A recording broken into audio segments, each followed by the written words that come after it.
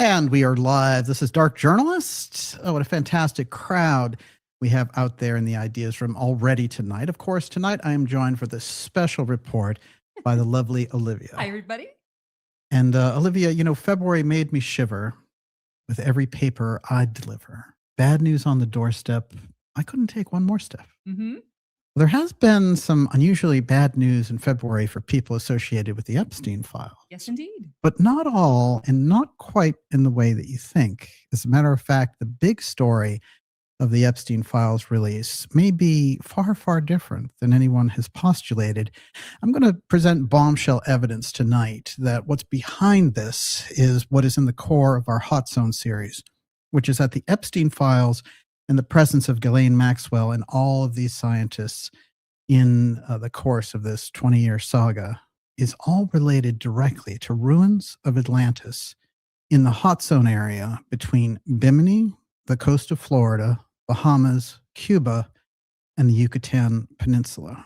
And I'm going to show you tonight bombshell evidence in those very files that supports our contention that we've been putting forward in over 40 episodes of the Hot Zone series inside of our X series here. Tonight, we're going to do it all on this special Monday edition. And I'll tell you that we had to get this out tonight because there's going to be those who will try to spin this otherwise. This is a deep, deep tranche of information, and we're going to bring it out in context. And in context, it can blow the whole situation wide open and show the archaeology wars. That's what we're going to get to tonight in this special episode. It is the Dark Journalist Show special report, Atlantis HotZone Epstein, Maxwell, Belial Bombshell. And it's all there in the Epstein files.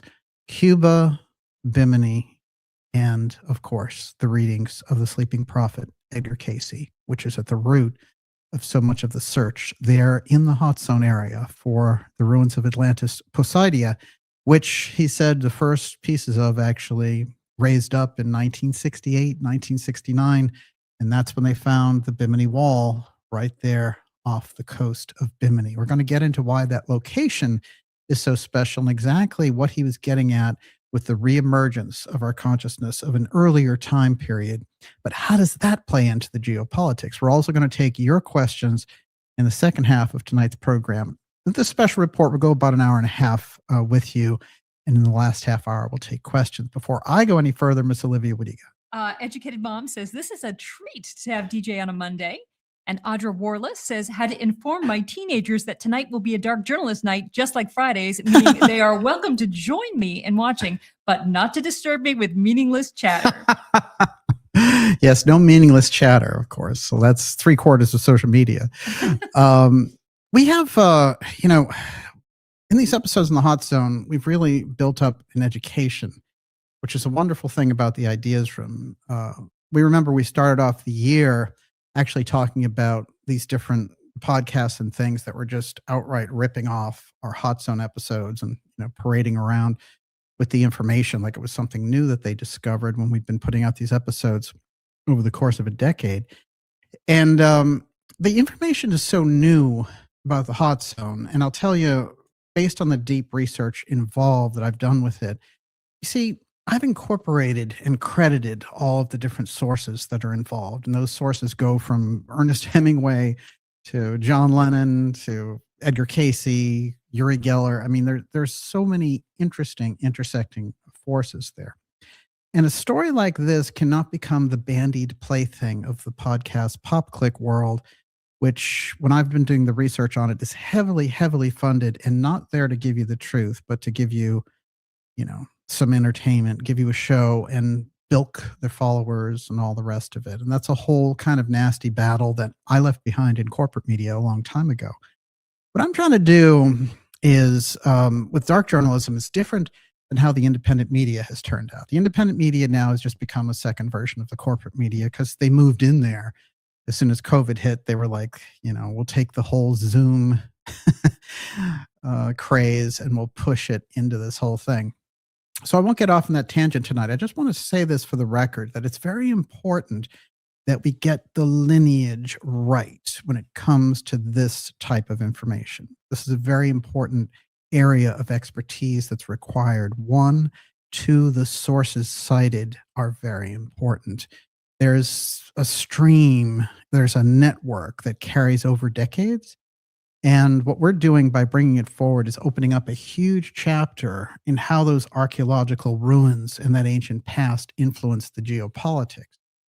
So for some great researchers, it's just about chasing the fact down that there is an ancient past and it's a chapter in human history that's forgotten.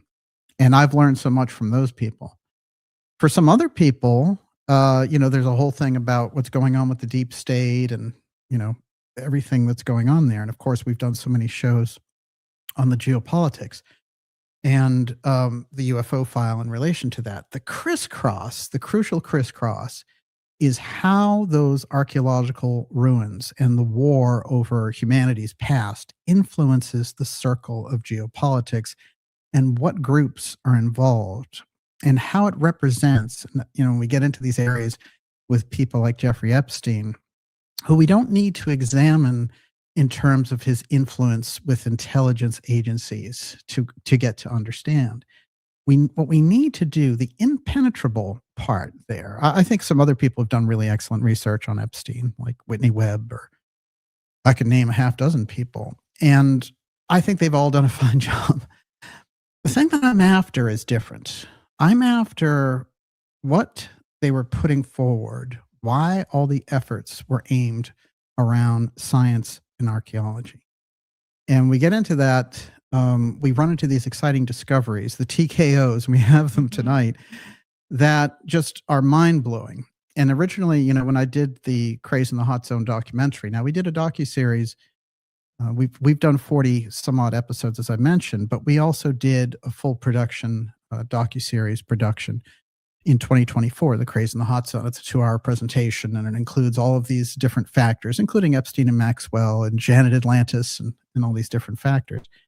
And we did Pyramid X after that as the follow-up, because Pyramid X is all about the Hall of Records, which, remember, is in Egypt. On one hand, the Atlanteans buried their records there. They also buried their records off the coast of Bimini. This is all according to Edgar Casey and the mystery school information he brought forward. And then in the Yucatan, in a temple, Piedras Negras. Now, those 3 areas constitute something where they say the 3 are one. There's some trinity in that information, which is a crucial piece of this. But the Atlanteans, as the story goes in the Casey readings, had a continent that stretched on one hand on the Mediterranean and on the other hand, the Gulf of Mexico, which is now the Gulf of America. And at a certain point in the war between the 2 groups that were on that continent, the 2 groups, one of them was called the Emilius group, the other one was called the Belial group. And they had a war over time. And at a certain point, they used this 2-eye stone power station and split the island unintentionally by their warlike activities. So the Emilius group was looking to use the 2-eye stone network as a kind of spiritual technology. The Belial group had decided, hey, we can make lasers out of this thing and blast those guys away. So there was a kind of a gratification of power on the Belial side. They were highly imitative, and they imitated the genius of the Emilius group. So this is the story that plays out in the readings, and there are echoes of it in the Bible, in history, in Vedic texts, and elsewhere. But the crucial aspect is that final battle took place in the major stronghold of the Emilius group, which was Poseidia. And Poseidia is dead bang center where the hot zone is. I have the original map I use for the hot zone is this. And you can see right in the middle there is Cuba. And of course, we have the tip of Florida right there, the Bimini in the Bahamas, and the Yucatan Peninsula as well. All of that plays into this, but that was the actual landmass where Poseidia was originally. So that's what, the final battle basically took them out. And it's quite interesting because the story in the readings is that the Belial group wins, but, basically the victory is ashes in their mouths because they basically blow each other up and they cause inundations and the whole thing is gone. The Atlanteans, realizing what's going on, decide to move all their records and all their culture to Egypt, the Pyrenees, go over that way, and then they go over also to Mexico and South America. All of the advances that we made in the period, as detailed by Rudolf Steiner, the Austrian mystic, and Edgar Cayce, and Theosophy, and these other groups that came forward to bring out that mystery school message, all of that now is some kind of subconscious influence, a heavy influence, as our, grandparents, great-grandparents, and way back there had to go through things like World War II and atomic bombs and all that stuff. Before that, if you get into just industrialization, there's really nothing like what we saw in the 20th century in terms of warfare, advances, going to space, television, radio, the whole thing. This is the Atlantean technology coming back online. And the crucial phase, as indicated by these different mystery groups, is all about the 21st century and what we do with the technology and meeting the Atlantean past this time around. Now, deep in those circles, in the tech circle, and deep in these other elite circles, financial, political, literary,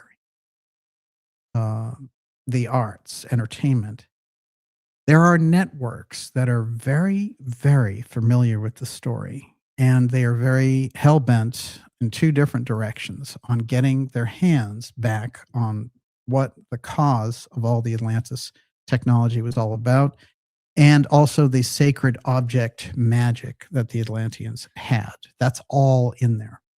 And what we find when we're looking at this is that those groups operate in such a quiet network in the background, and yet when you see them, they always seem to be hovering around this hot zone area. And in these 40 some odd episodes just on the hot zone, because we've done close to 300 episodes of the X series, even though technically there's 214, there's something like 100 supplementary reports and episodes. But those 40 episodes, now 41st here, they all show everything from the Cuban Missile Crisis to drug smuggling to Howard Hughes and Ernest Hemingway and John Lennon and all of these different people from different strata, all in the middle of this hot zone intrigue. Now, that intrigue also takes us into the geopolitics that we see going on with the takeover of Venezuela, for example. Venezuela is one of the countries that I identified in 2017 as having a major role in the hot zone ruins. But Cuba's the main, it's kind of the pearl in the crown for this. So we need to concentrate on the moves that the administration is doing around Cuba to understand what's going on in relation to our geopolitics and how that is highly motivated by the archaeological wars in the heart of all this.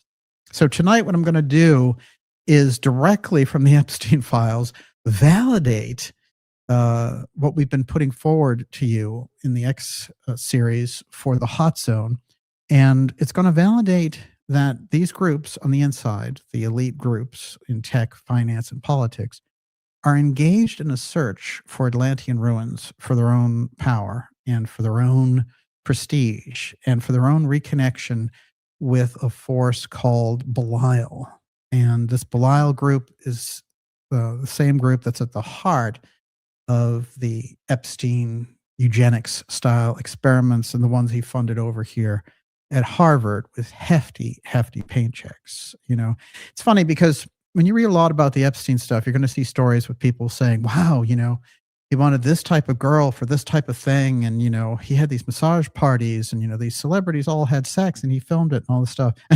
And this is the intrigue. It's true. However, the actual story is deeper. And if you get stuck in that intrigue, you're going to only get that subtle surface, and they can blow that off.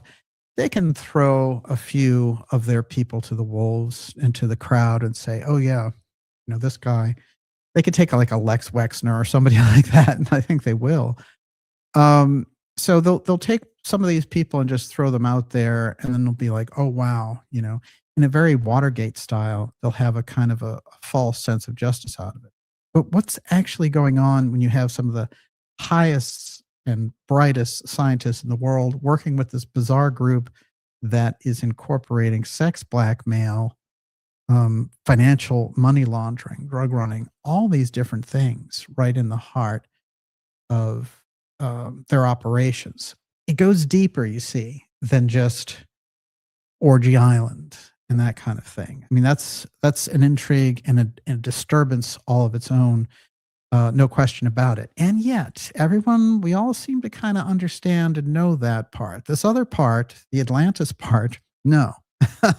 We were the only ones who brought this forward. In fact, we brought the whole story forward, and there's a reason for that. I want everyone to get on board with it, which is that the Atlantis story is at the core of why these groups are operating mysteriously the way that they are. And I'm going to show you 3 of them tonight, as I said, that come directly out of the files. The other thing we're going to do tonight, as I mentioned, is take your questions. And before I go any further, what do you got over there? Rotten CryptoBit says, "Holy Bimini, Batman." And Mirror 1373 says, "I knew we could count on you to find the hot zone in the latest document release."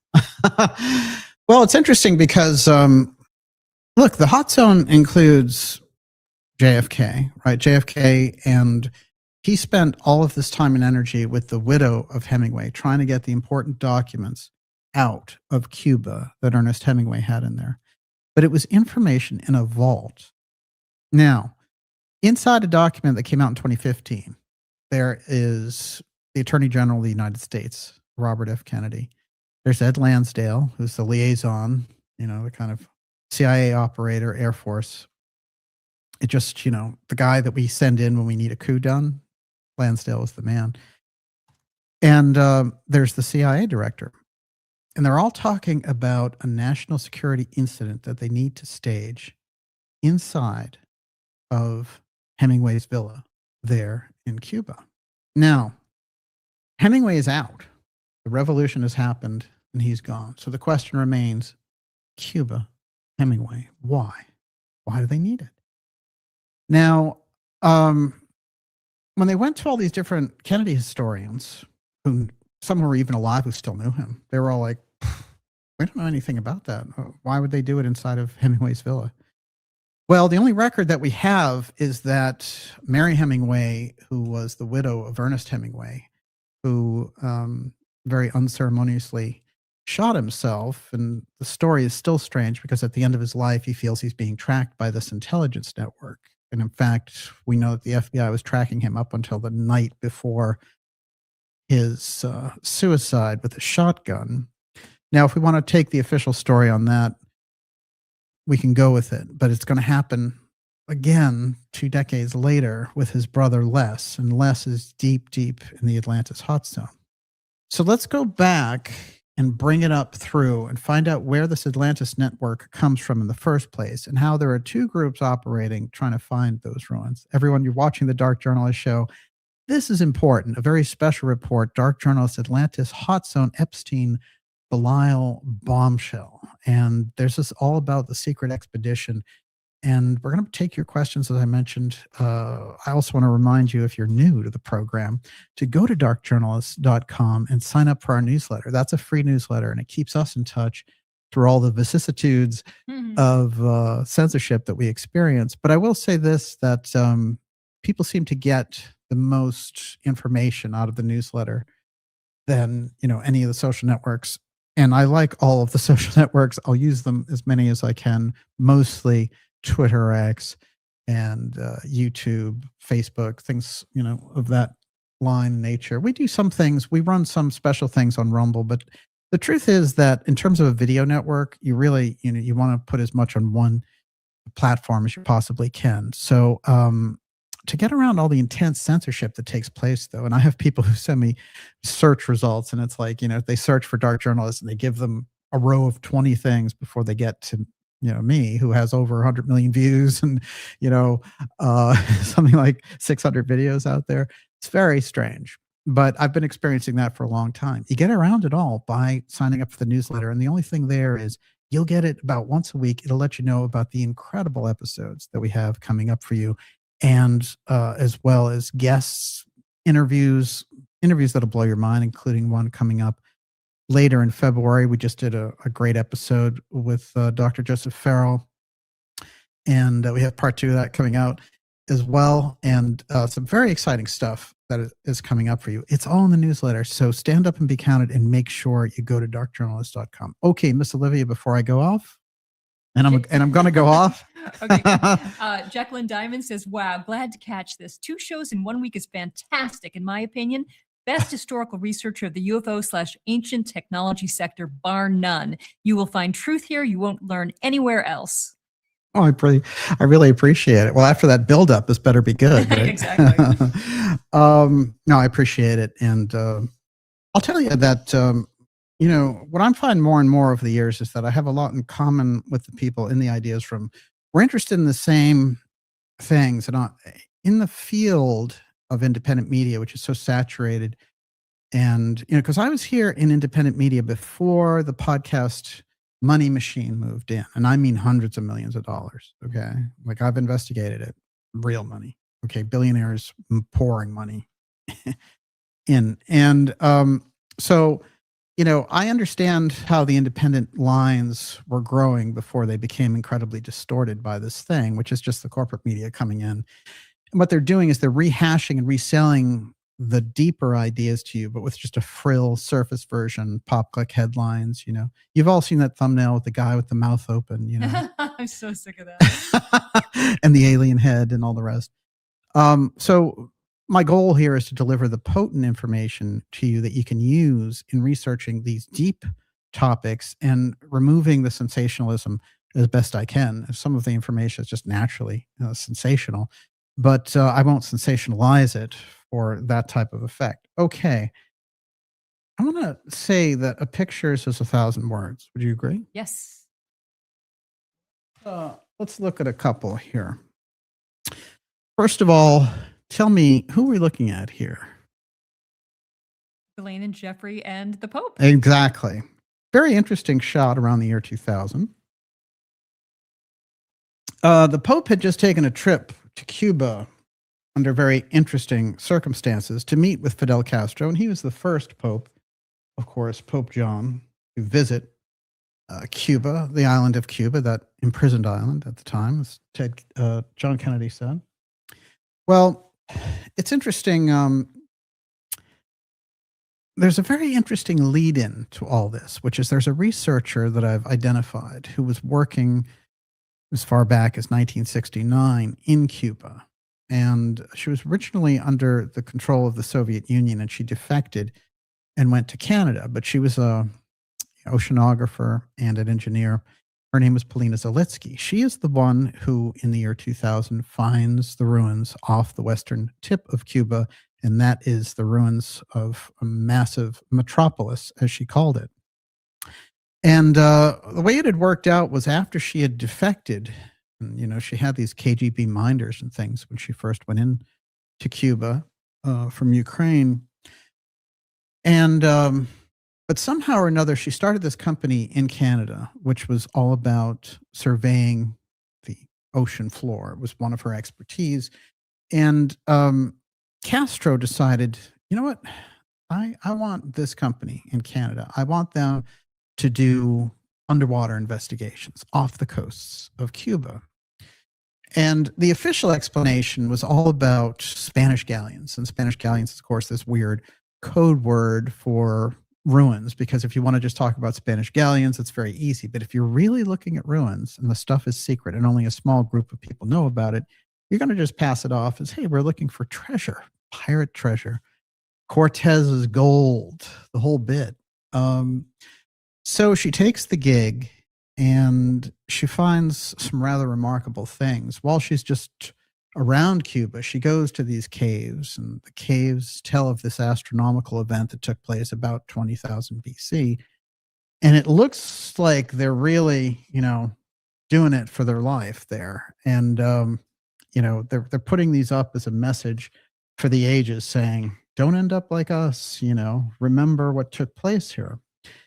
And so what she does is something quite fascinating, which is she decides, well, I'm going to take the whole investigatory track and I'm going to go use these deep sea submersibles to look at some of the stories that have been around off of Western Cuba, including stories told by Les Hemingway about flying over Cuba and seeing these ruins. That story goes all the way back to the 1950s.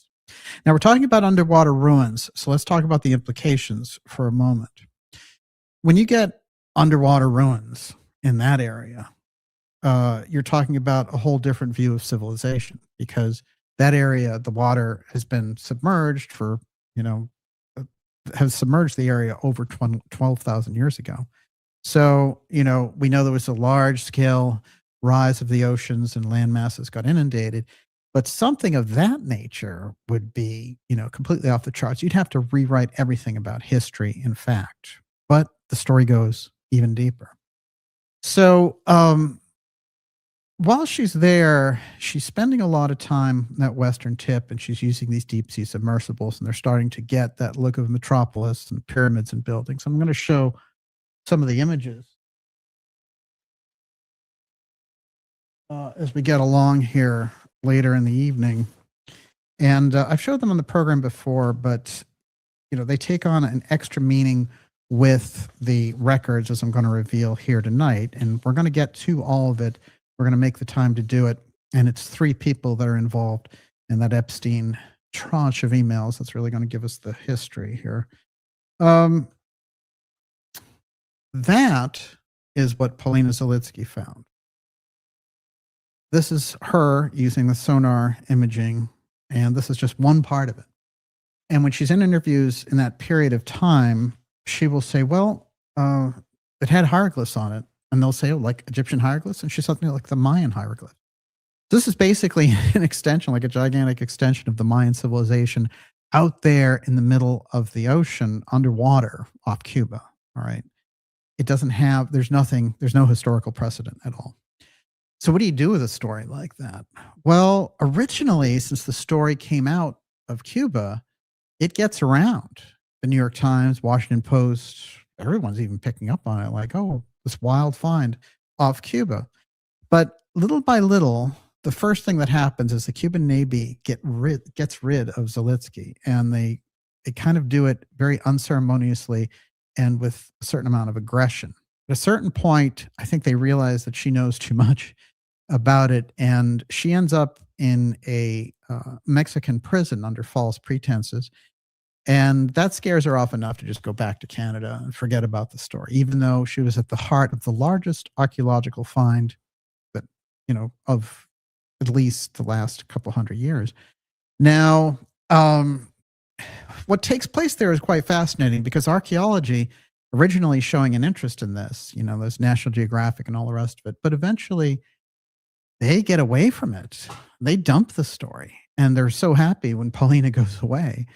And the Cuban authorities in charge of this gets into a very old story of a power struggle between the United States, Cuba, Venezuela, China, and Russia over these ruins, which apparently appear and disappear.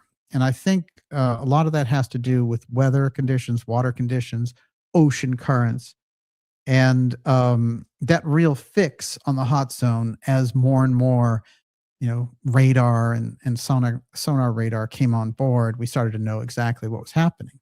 But the story is old, and I'm just going to give us a flash of why the story has the lineage that it does. And we'll bring it all around to the Epsteins meeting the Pope.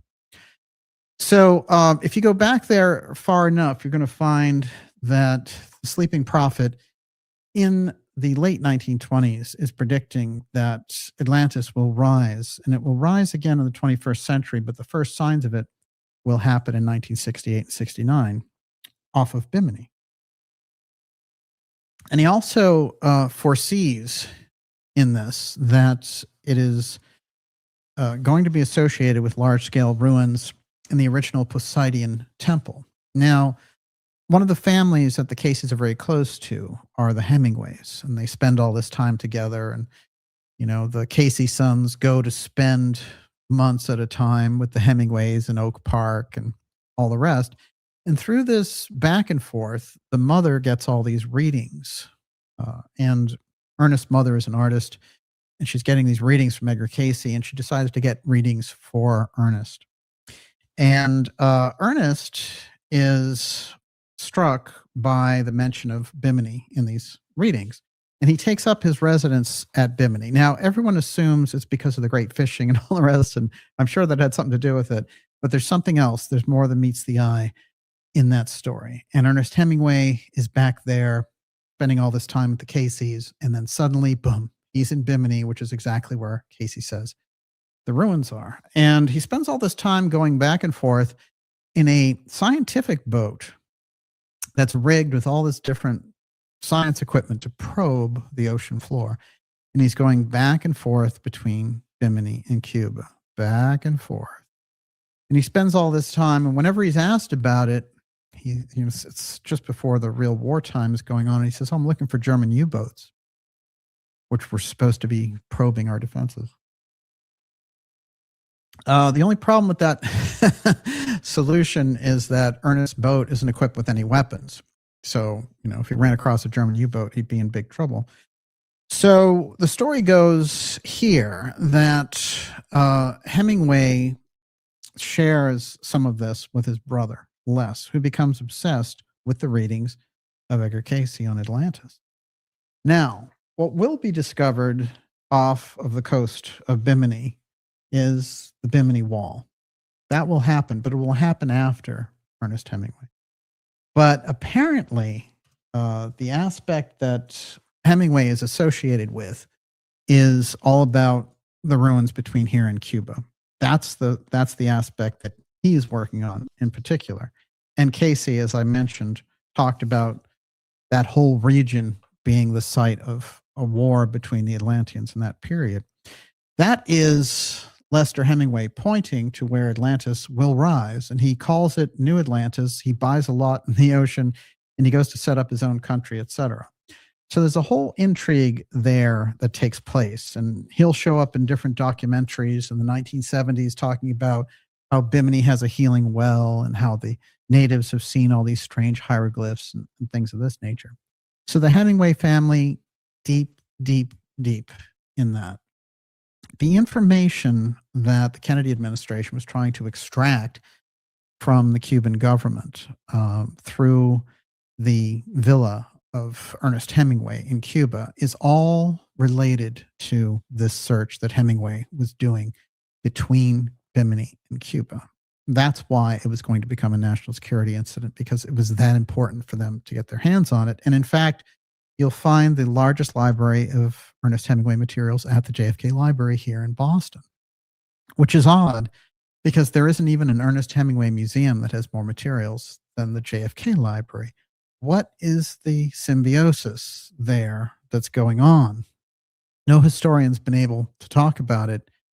And it's funny because when we started doing our episodes, it was before PBS did this big Hemingway JFK thing, relating. They did a documentary series on Hemingway, and they talked about this aspect of how everything is at the JFK Library. Well, I think somebody was watching our show at that point, was just like, get on this and figure it out. And of course, they had some prosaic explanation of like, well, they wanted to do it culturally, Well, I didn't think that was really a good enough reason. So we have Hemingway and them being very close to Cayce, and Cayce is saying, in the Bahamas, that area, that region, Yucatan, there's the stronghold of the old Atlantis Hall of Records, and the Two-Eye Stone was there, and that ran the whole network of power for the Atlanteans. Now, Cayce's putting this across, and it's very futuristic in his time. And remember, Cayce's a Sunday school teacher, okay? So you can imagine the kind of hate they got for bringing this up in Virginia or Kentucky at the time. And, both of those places turned out to be incredible, grounds for spreading the Cayce work.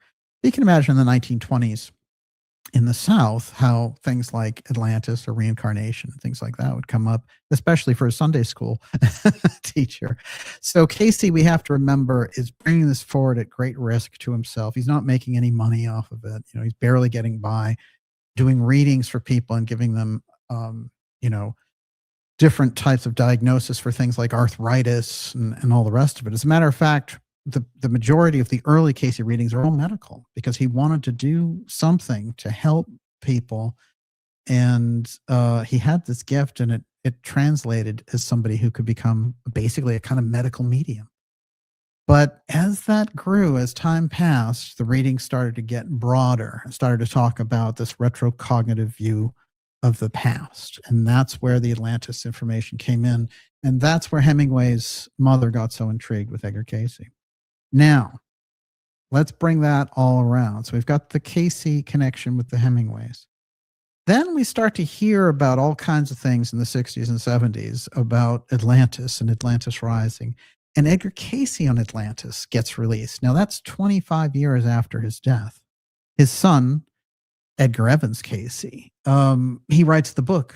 And that spreads into very interesting circles. And one of the circles that it spreads to is John Lennon, the megastar of the Beatles, who becomes fascinated with Edgar Cayce and wants to know exactly where this Atlantis culture was all about.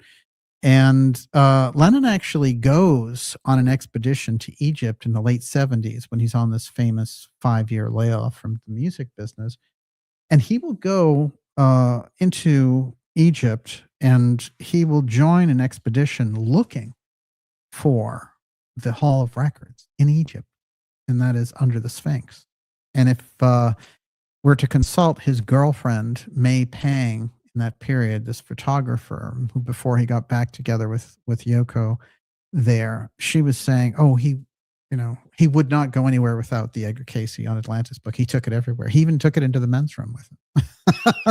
So he'd become a true believer, and he had some very interesting friends like Uri Geller and people of this nature. So Lennon was definitely a seeker, and somehow the Atlantis story was something that appealed to him greatly. What he did was he bought, like Hemingway did, a stretch in the Atlantic Ocean where Cayce said ruins were going to rise, land rising. I want to talk about this land rising piece because it becomes a crucial aspect of understanding where these elites are coming from on this, because Cayce's story is land is rising in this period, and we're going to see land rising off of the east coast of America. Now, when that land rises, it's in international waters. It's anybody's game, basically. So Lennon's idea was, I'll buy a piece of it. When Atlantis comes up, I'll have my own country, basically. So my own island. And he did, in fact, buy an island closer to Ireland. But it's interesting if you go through that whole thing about Lennon's fascination, because what I found out later was when Yoko Ono got into trouble financially during the stock market crash in 1987, she sold off Lennon's Dream Atlantis barges there in the international waters in the Bahamas. So I don't know who owns them now, but this is what the ocean groups are all about. There's land rising, the resources involved, the turn in the economy, the turn in the order of time and space. We're going to get into how that all relates to the amazing breakthrough emails that we're bringing to you tonight out of the Epstein files. Everyone, you're watching the Dark Journalist show. Already off to a gigantic start here. A great crowd out there. We're going to take your questions in the second half, in about a half an hour here, and we'll try to go with you till about 11 o'clock tonight. Miss Olivia, what do you got? Educated Mom says, my daughter and I went there to the JFK library last summer, and we tried to find the Ernest Hemingway documents, and they would not let us in. Oh. They even wanted to know why we were inquiring. Well, and I can appreciate it. You know, they keep them under wraps. You can see them, and I think it becomes difficult. I want to give them credit over there at the library, but that is interesting. I wish you had a better experience. And there are documents relating to Robert Kennedy and John Kennedy, even though it's part of the library, that are still inaccessible. There have been a lot of rumors over the years that there are other things involved there as well, along the lines of some of the documents and things that people have been after in relation to the Kennedys. One of the unusual things about all this was there was a big intrigue, as I mentioned, about a fire that took place during the Boston bombing here. And at the very same time, the Kennedy Library went on fire. And there have been a lot of suspicions of the fact that somebody was interested in taking advantage of that chaos to ransack the JFK Library of something. Now, later, the story came out that, Jackie had sat down with a journalist, and the journalist basically said, I won't release this. When do you want me to release it? And she said, well, you can basically release it in 2029 or after both my children have passed away, and there was some kind of an agreement like that. And what happened was they went, ABC was doing this miniseries on all the salacious aspects of the Kennedys, the like Jack is a playboy type story that we've heard a million times. And Carolyn was so upset about the possibility of them doing this thing. She said, look, I'll release my mother's tapes early, all the things that she had to say about her life in the White House and all this incredible record that she kept. Just don't, please, do me a favor. Don't put this thing out. It's a salacious piece of trash. And they agreed. This is the interesting thing.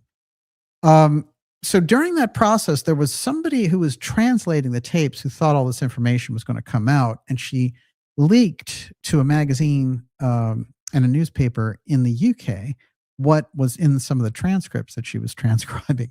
One of those things was that Jackie was very convinced that LBJ was behind the assassination. And there were things of this nature. That part never came out, but some of the tapes came out. It was a very loose situation, but a lot of people have claimed that this is what they were looking for. So there's some intrigue there related to the Kennedys, and then there's the Kennedy-Hemingway overlay.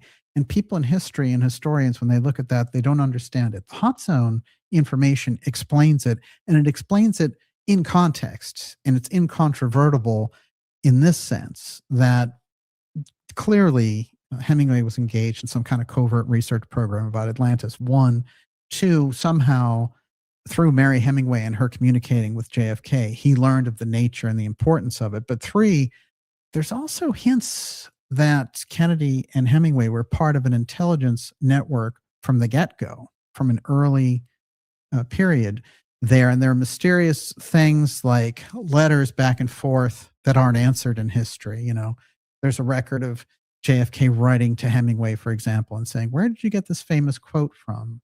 And there's Kennedy inviting him to the inaugural and things of this nature. So there's also the famous story about Kennedy, when they're clearing out his locker at Harvard, they find this big letter that he writes to Ernest Hemingway at the end of the semester when he's graduated, but he forgot to send it or something.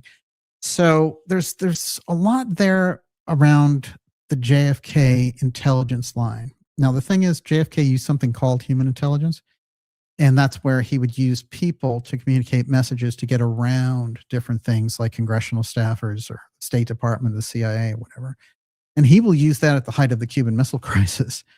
And he'll also use it to spy on the CIA. So there's a lot of different intrigues and things that Kennedy learned to get around certain things coming out. Kennedy's involved in that story. And there's a NASA overleaf.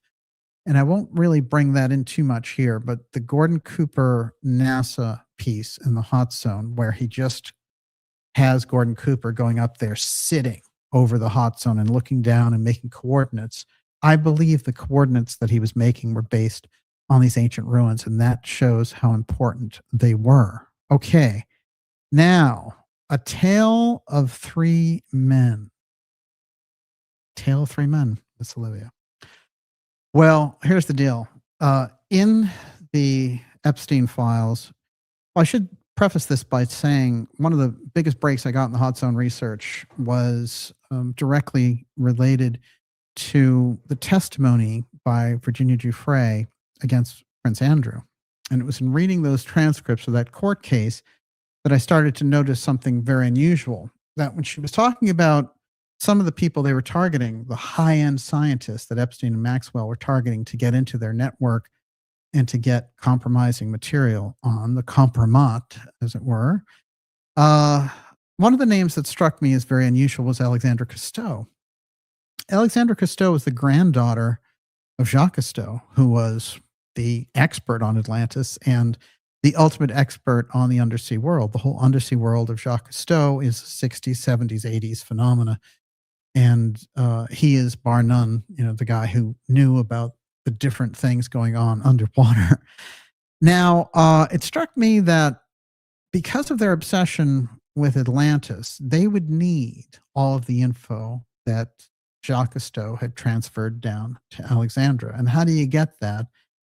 You could try to pay for it, but you might, to really get the good stuff, you might have to go a lot further. And hey, why pay for it when you can just blackmail somebody for it? So it just sat there as I was reading the transcript, and I said, why are they instructing her to get Alexandra Cousteau into a compromising situation? And of course, she ran her own ocean nonprofit, like Ghislaine did, the great cover for continuing to look for these ruins in the hot zone. So Alexandra Cousteau became part of their target list. Well, the other target in there, in the heart of things, was quite interesting, was Marvin Minsky. Marvin Minsky was over here at MIT, and he's the father of AI. And he's passed away now, but at the time, again, in the Giuffre case, they were having her target him, and she had this whole thing set up, and they said, well, you know, meet him in this hotel and we'll film it and all these kinds of things. But oddly enough, Minsky didn't show up for that. I always thought that was interesting as well. He got tipped off. But then I was wondering, oh, Marvin Minsky, you know, they want him on board. There's tons of meetings. They fund him. They do all kinds of things. Why are they doing this? Why do they want to set up Marvin Minsky? Then I looked into Minsky, and I started to see him talking about his best friend, Margaret Adams. And the name was back there rattling around. And Margaret Adams was Margaret Sanders. In fact, that was just her married name. Margaret Sanders was the daughter of Colonel Sanders, the Colonel, Kentucky Fried Chicken Colonel.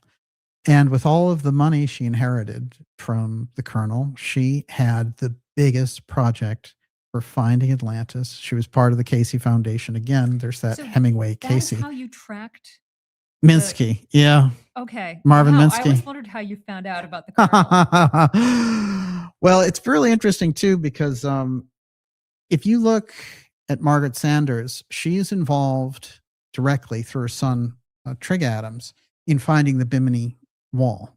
So they're right in the heart of that whole explosion. And that explosion, I believe, around Atlantis was deemed to happen in like the 70s and 80s and not wait for now. But somehow they were able to tamp that story down until they were ready to really deal with it. So this is the nature of the situation. Whenever you get into Epstein and Maxwell, there's an Atlantis trail, and they're dealing with the heavy hitters. They're going after the deep information. Alexandra Cousteau, Margaret Sanders, and Marvin Minsky, they're going to have fantastic information because of the amount of years and research that they have gone in there. And Margaret Sanders went in there with a full scientific crew. There's a book that she spent time on in the early 70s about it, but she was also very tight-lipped about it. And I've often mentioned my conversations with Trig Adams, and he was going to come on the program, and someone or something scared him off at the last minute. But before that, he was giving me a lot of very good information based on the fact that, he was a pretty young guy when he was doing all this stuff. And he was an excellent pilot. So Margaret Adams, her group was called Mars, and she was, deeply involved in funding the Casey Foundation and in funding these trips to find Atlantis, but find Atlantis in the Bahamas. This is the crucial aspect because that's where the hot zone is. Now, for those of you who don't know, I should put this on the record that I got the term the hot zone directly now from my conversations with people, and over again, they would refer to it in different ways, but I determined the whole area that they were talking about as the hot zone right there where Cuba, Yucatan, and Bimini were. Now that overlaps with the Bermuda Triangle, which is very interesting because if you think about what Casey was saying about these two-eye stone networks, that the Atlanteans had alternative crystal power sources that, basically powered the entire planet. And they had all the technology that we had now. This is the Casey story. And it also is the story in Theosophy and Steiner's work, Gurdjieff, it's all there in those mystery groups coming forward. They're throwing us the golden bone, as it were. And, it's like, where's all this information coming from? You know, why are we hearing about Atlantis? What's going on here? Well, Casey spent 40 years of his life trying to tell us, you know, here's 900 readings of Atlantis. And I'm going to read a couple of those tonight. But now let's take it from the point of view of the groups like Maxwell, Epstein, and the tech giants and the elite politicians. Why would they want that information? What is it to them that's so crucial about the aspect of Atlantis? And that's why the hot zone is so important. We're going to get into that next. Everyone, you're watching the Dark Journalist Show. This is Atlantis Hot Zone, Epstein, Belial, Bombshell. Mm-hmm. The three men, Bombshell. I'm going to read it here in about 5 minutes. And it is really an earthquake in the middle of all this and sets us off on a new course of this with more validation and more understanding and confirmation of the direction we're going in. We'll take your questions here shortly in about 20 minutes. Miss Olivia, what do you got? BC Nick 22 wants to know, is Epstein Island itself considered to be part of the hot zone? No, I mean, it's in, there's a vicinity there. And anytime you go down the Caribbean, you're in the neighborhood, as it were. So, you know, that island is a little outside of where it would be, but it's a good place to do the expeditions from. Chris Sevenbrook also says Google Maps manipulates the hell out of this stuff. Oh yeah, there's been a lot of people who sent me different things and anomalies. Some of that Google Earth anomalies around the coast of Florida, and a lot of people have picked up ruins there. There's no question about it. Casey indicated ruins throughout. And if you really go into Zalitsky's work, and as I said, it's such a mistake for archaeology to have dropped Polina Zalitsky's story. Now, Polina Zalitsky is in the Bombshell TKO for tonight that comes directly out of the Epstein files. How's that for you? Can't wait. Did you expect Zalitsky to show up in the Hot Zone No files? way. This is the amazing thing. This is what I tell people. When you do this work, if you do it along a particular line, you'll work and work and work, and then there's a breakthrough that comes in it sends it off in another direction. And that's what I've experienced. That's what happened with Giuffre and her talking about them targeting Cousteau and Minsky. Now, the tale of three men. You ready? Yeah. All right, here we go. The first guy, his name is Terry Garcia, and he's in the Epstein files. They're associating these people with different cases, and they're probing them, and they're going through their emails as part of these cases. That's why the emails get released. These emails go all the way back to 2004, and these are based on different investigations. He is the chief exploration officer for the National Geographic Society, and a heavy-duty focus on the oceans, okay? John Haybush, major deep state figure associated with Reagan, and I have such a fantastic bio on him. I'll get right into that. And the other guy is Ted Waite, and Waite is so crucial in the middle of all this, including the fact that he was a romantic partner right after Epstein for Ghislaine Maxwell, and that they were together for 4 years. Well, they got a lot done on this tip before he sent her packing. Now, what is his position in the deep state? Well, he's very interesting. He came out of Gateway Computers. I'm going to read each bio. I'm going to start with Haybush, though, because I think there's some intrigues here, and the intrigues start directly have an Egyptian Atlantis flavor to them, even though he's coming out of this Reagan piece. That is John Haybush, and he's the executive director of the Reagan Presidential Foundation Institute, and this is so good. This is a mind blower here, but let's just get the basic stuff out of the way. He's best known for his previous work directing the Ronald Reagan Presidential Foundation in Simi Valley. I've been to that museum. It was a terrific, terrific museum, the Reagan Museum. He's born in D.C., grew up in McLean, Virginia. He's right there in the heart of national security studies in Georgetown. And he spent his career as a research analyst for the Department of the Air Force. This guy, just absolutely hardcore. But he shows up right in the middle of these Atlantis emails that we're going to get into tonight. So he's part of the tale of three men.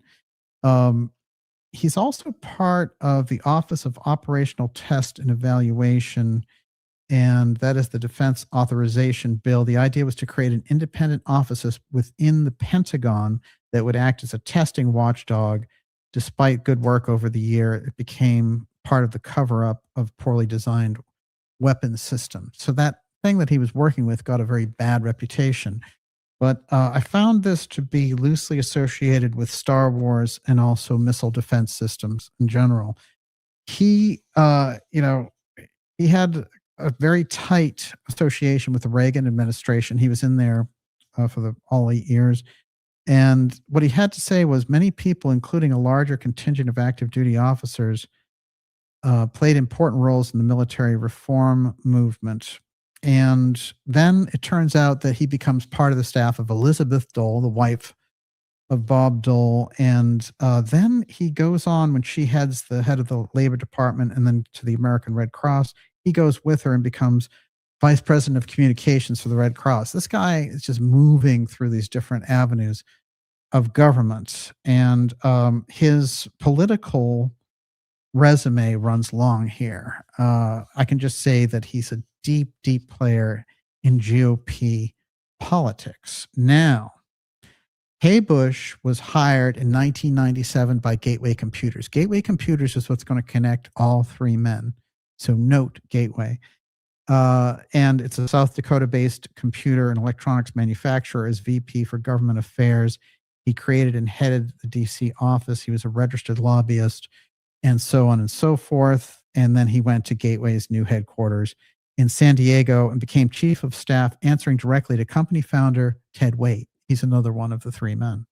This is where they got they got really into each other's lives. Now, here's an interesting thing I noted, that while he was the head of the Reagan Museum and Presidential Foundation, he spent all this time and effort getting these Egyptian exhibits over to the museum.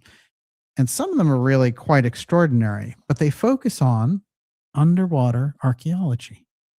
Okay. This is one of the pictures of one of the exhibits that he brought over. And I have some comments from him about this where he directly references Atlantis. I kid you not. That's another one. That's another part of that exhibit. Here's the quote. John Haybush, executive director of the Reagan Presidential Foundation, said Egypt's lost cities, which they're bringing to life, the metropolises that time forgot. And they hosted them over and over again. They had this regular ongoing series about Egypt's lost cities.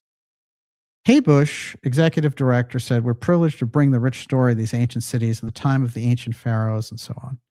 It not only provides a glimpse into what life was like in ancient Egypt, but it does so in a way that's never been done before.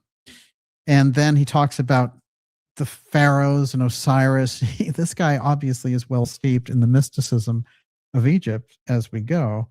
And then during this whole thing, he talks about the ancient rituals. And then in the middle of it, he starts to get really deep into the Great Flood. Then he references Atlantis. Bingo. So I took a lot from that this guy is letting it out. He says, quote, it's a find as magnificent as Atlantis, something you just have to see to believe, Haybush said. So Atlantis, Egypt, underwater ruins, we're starting to see the pattern very clearly. Haybush is in the middle of these conversations in the Epstein files. We're going to get into exactly what he said. And I'll come back to Haybush when we read his comments directly. But before we do that, let's take a look at his old boss. This guy intrigued me the most, I have to admit. Ted Waite, Theodore William Ted Waite. He's one of the three men in the Epstein files who talked directly about this Atlantis side of things. So, a quick flash on Ted Waite. American billionaire, co-founder of Gateway Inc. Waite and his brother Norm started Gateway 2000 in 1985 with a $10,000 loan, and it became one of the greatest, of course, companies of all Now, he's featured in numerous lists of Forbes magazine, billionaire, and all the rest of it. His resume, though, includes some things that just strike you as a little bit interesting when you're thinking about the hot zone and the intrigue, the craze in the hot zone, as it were. And I would also say that Waite and his relationship with Ghislaine becomes very crucial. You can start to see the overlap between what he was doing, what she was doing, and how it gets to Atlantis. The Waite Foundation has invested over $70 million in ocean conservation initiatives focusing on marine protection, sustainable fisheries, and it's all focused in the Bahamas. Well, that's where the Atlantis ruins are. It's a fantastic cover, and if you're spending $70 million on this, who's going to question you if you're actually looking for Atlantis under the guise of protecting fisheries and things of this nature? As a founding board member of Oceans 5, which works to protect oceans ecosystems and provides them an excellent vantage point at which to watch and find ancient ruins without anyone saying, hey, what's going on there? He and his foundations have supported marine scientific exploration and research, habitats, and species often studies. The focus is Bahamas. So Waite is deep in the hot zone with his billions, and his girlfriend, Ghislaine Maxwell, famous consort of Jeffrey Epstein.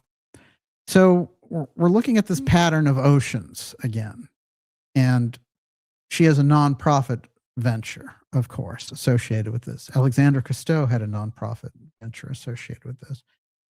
And it's a fantastic cover. If you need to look for Atlantis, but how do you do it? Hey, we're the Look for Atlantis Foundation. You know, you're probably not going to get the funding that way. And also people will know what you're doing and they'll track you very closely. But if you're just restoring the habitat, hey.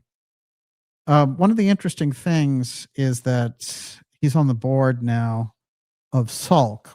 And Salk was originally where we got the polio vaccine from. And there's a very studied history there, a sordid history associated with that. But I noticed that some of their buildings just had that, the Salk Institute just looked like old Atlantis. It started to strike me like, is this what you're seeing underwater? Is that what you're remaking there? Our good friend, Ted.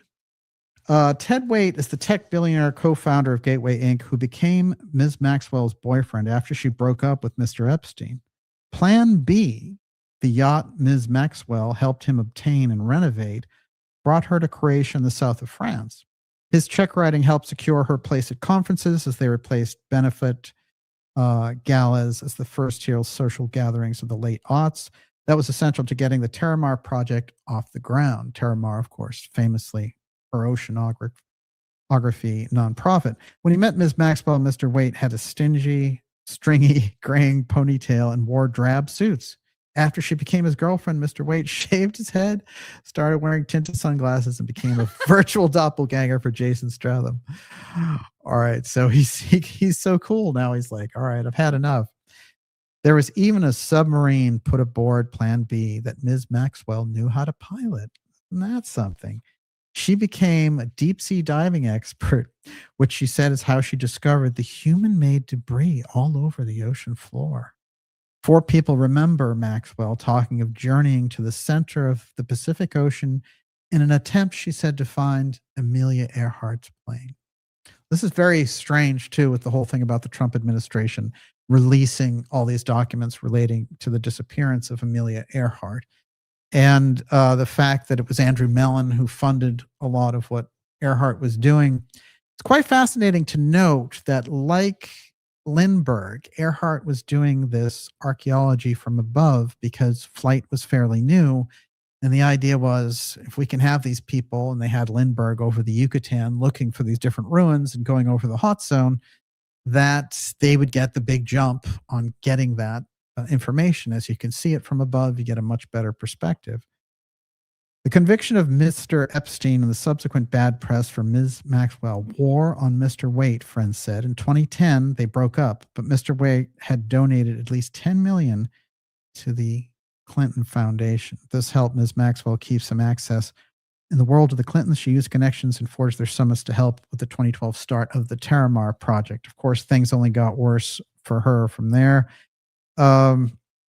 And of course, Waite was romantically linked with Maxwell for several years. Now, so she's in the heart of this. This guy is a Maxwell, insider, complete. And we have the deep stater who's deep into this as well. Those are two of the three men. There's one guy we're leaving out. We're going to get to him next. Everyone, you're watching the Dark Journalist Show. This is Atlantis HotZone Epstein Belial Bombshell. The three men, their emails, talking about Atlantis, talking about Cuba, talking about the city. It's all here tonight, directly out of the Epstein files. This is where the real story is. We're going to take your questions here shortly on this special Monday broadcast. Of course, if you're new here, like I said, go to darkjournalist.com, sign up for a newsletter. It's free, and it keeps us in touch. It lets you know about the exciting and amazing X-Series episodes we have coming up for you. Interviews, docuseries, the CRAZE in the Hot Zone, all about Atlantis and the Egyptian Luins. It's all there directly in the newsletter. Stand up and be counted, and make sure you're signed up for that today. Miss Olivia, what do you got? Cosmic Nexus says Ghislaine Maxwell headed Terramar. They had their own passports and basically could do anything under the water. Right. When was the last time you heard of an underwater base being raided by anyone? And Car Racer says no one is following those boats around to see what they are doing. That's quite a job. All right. So what I'm going to do here, the next guy is Terry Garcia. And that's who this email chain is all about. It's Terry Garcia, Ted Waite, and John Haybush. Now, I'm going to read the emails verbatim. These are directly out of the Epstein files. There's no forgeries. The Department of Justice has the information. And we confirmed it all. Here's what they had to say. And when they bring up Zalitsky, remember what we've said about her. And then I'm going to bring in the crucial aspect of Atlantis and Cuba, and we'll take your questions from there. How's that sound? Sounds good. Okay. Anything else? That's it for now. Okay. I believe you. I want to read you a little something before I read the emails, which is a Casey reading talking about some of the technology that the Atlanteans had. So we start to get ourselves in the mindset of what he was talking about. And remember, in the Casey story, this two-eye stone, Tuaoi, becomes the power grid for the entire continent of Atlantis. And it allows the Atlanteans to do anything. It makes them more technologically superior than we are.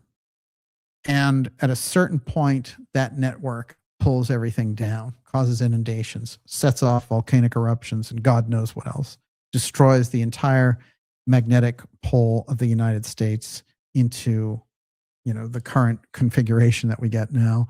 And the entire globe becomes completely distraught as a result of their activities, which would be kind of the equivalent of a large-scale nuclear exchange. But remember, with the two-eye stone, they're using something that is simultaneously physical and etheric. So it's, it's used by the Emilius group to communicate with the saintly realm, and they train their people to do that.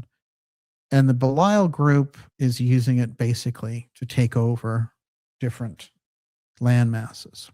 So when it comes down to it, what Casey says, it was accidentally they set the two-eye stone these forces were set too high, and it caused the massive inundations. So they get into these troubles from having the high technology. Here's a few things he had to say about the technology.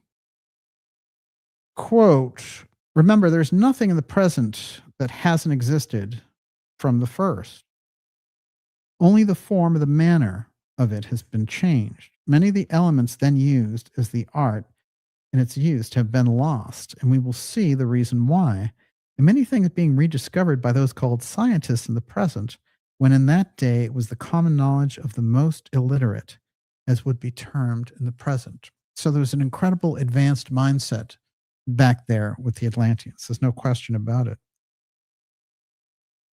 The entity was among the children of the Law of One. This is the Emilius group.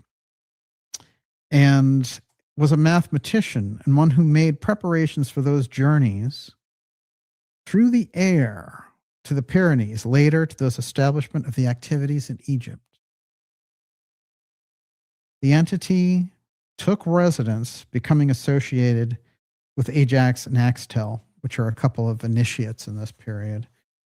And then he goes on to say, those activities later brought about the buildings of the Nile and the remake for the governing of the waters of same. These activities brought fame in that period. The entity was now known, a period known as Egypt, those peoples that journeyed to Egypt from the land known as the Atlantean, and was in that position from the expected and also the development materially to aid more in those counselings and with the work of semi-precious and regular building stones. And so he'll go on to talk about the different technologies, the electrical engineers and all the rest, and the technology that they bring into Egypt and how they do their own archaeology. And they find that the spot at Giza is the perfect space to do it. But he's saying that's all taking place in 10,500 BC. So Giza's already an archaeological wonder. So it's older, it's old for them in 10,500 BC. Officially, of course, the pyramids 2,500 BC with the Sphinx, and that's the regular dating for it. So there's a dramatic difference there of 8,000 years. There's no way around it. Question is, though, with some of the discoveries like Göbekli Tepe and things of this nature, which are 12,000 years old, it's now reasonable to assume Casey's story was absolutely correct. And this is the thing over and over again. It takes years and years and years of it. But people, looking back in the 1930s, it's almost 100 years ago now. And they're looking at this incredibly advanced take on things that Casey has. And they're like, what are we to make of this? This is ridiculous. But as time goes by, it becomes more and more the real story. Then we start to get the idea, groups like Casey and the work that he was doing, the work of groups that were moving through him and were moving through people like Steiner and others, were giving us the setup, the floor for dealing with the tremendous changes that would be going on by giving us the memory recall and saying, wake up, you did this before in Atlantis, remember? So this is the nature of what we can say is coming out of those readings. And again, Casey did the readings over the course of 40 years. If that was just somebody doing a gimmick, I'm sure they would have changed it over that course of time. And there's incredible affidavits associated with the medical work of Casey. There's no question with his psychic work. He's the most well-documented psychic. The question is, can we admit ourselves that we have those abilities? And that's where the Casey story becomes so valuable for us. But also, I think that he delineated the clearest story of Atlantis, even though Theosophy and Rudolf Steiner's groups and Steiner put so much on the record about Atlantis. It's really Casey that coalesces the whole thing and gives it that resemblance to what we see now. Here's the email, okay? Tale of Three Men. This email, as I said, completely confirmed and documented, Department of Justice, associated with the Epstein files, just released, is from John Haybush, and it's sent to Ted Waite. We got familiar with these two gentlemen just earlier. Waite, again, being the romantic consort billionaire of Maxwell. And the subject is Cuba. And he's sending him a document, and he said, here's a translation of the document that Terry sent, which is in Spanish. His document also contains 2 photos. Quote, conclusion on the hypothesis is undeniable that some structural bosses and remote structures that are found in Mega. Now, MEGA seems to be this code for megaliths that they're using. That is the underwater megaliths that they're saying. MEGA. They use it over and over again. And here, there's another code that I broke down that I figured out what it is. And this is also an absolute barn burner, but we'll take it slow. But can I ask you something? Yeah. So is it just megaliths generally, or is it the specific? No, they're talking about the underwater. Yeah. Yeah, he's referring to the underwater so ruins. That's their nickname for the Zalitsky. Yeah, you'll see. Okay. You'll see. Okay, they are found in Mega. They could suggest some people that such elements could have been built for intelligent beings with unknown objectives. Nevertheless, it's necessary to obtain more data before being able to do interpretations, more insurances of the nature of the objects observed in the present. Now, notice the kind of broken English. This is a translation that he's giving of a Spanish document. The hypothesis assumes that said structures were built in land sign. I believe that means when they were above water. To be valid, such possibility then signifies that mega had to be emerged in the past. I think that means submerged. And turns out to be crucial to determine when mega submerged in the sea to establish the antiquity of the culture hypothetically related to these structures. Remember now, this is Ghislaine Maxwell's romantic billionaire consort, the mastermind of Gateway and the big billionaire funder of all these different things. And I'm going to show you another job that he has now that's very interesting before we're done. And remember, this is Haybush writing to him and quoting directly from this inside Spanish researcher. The certain thing is that more convincing and more precise data is needed to accept this hypothesis. The third hypothesis is, are natural megalithic structures that eventually were utilized by intelligent beings. This hypothesis is a combination of the two previous. It suggests that mega is a natural structure and then at past time could be emerged, and that given time, geometric characteristics with aspects of bedrooms and running could have been adapted for intelligent beings for its use in some housing and mystical purposes. Thus, the coexistence of evidently natural structures would be explained and linked to geological failures and displacement of blocks in the Strait of Yucatan. And also certain very peculiar megalithic remote formations that could suggest a cultural utilization. We must test a validate of these hypotheses to clarify, validate of the relative hypothesis and origin of the structures, and the region of mega is necessary to carry out more detailed investigations with the following objectives. 1, determining if the zone, remember the hot zone, determining if the zone of mega was emerged in the past, and if it was, when it sank in the sea. The cartographers in greater detail in the region of mega and its outskirts to determine its dimension and the details of its structure, the interior, determining the composition, the origin, the antiquity of the megaliths, determining the origin of the curious structures in cross. The diamond-shaped structures. Conclusions. The mega underwater structure situated on the west-northwest tip of San Antonio. You know why that's important if you follow this show, but I'll follow up. They constitute a challenge for the science. Only more detailed investigations will give us the answer in the question, the composition, dimension, and origin of this cultural utilization. And they give Tarara as the location, Havana of East Havana, and then they give the guy's actual email, which I won't let out, but you can read it. It's in the document. And then, so remember, they're in this kind of ping-ponging around with Terry Garcia and Ted Waite and John Haybush.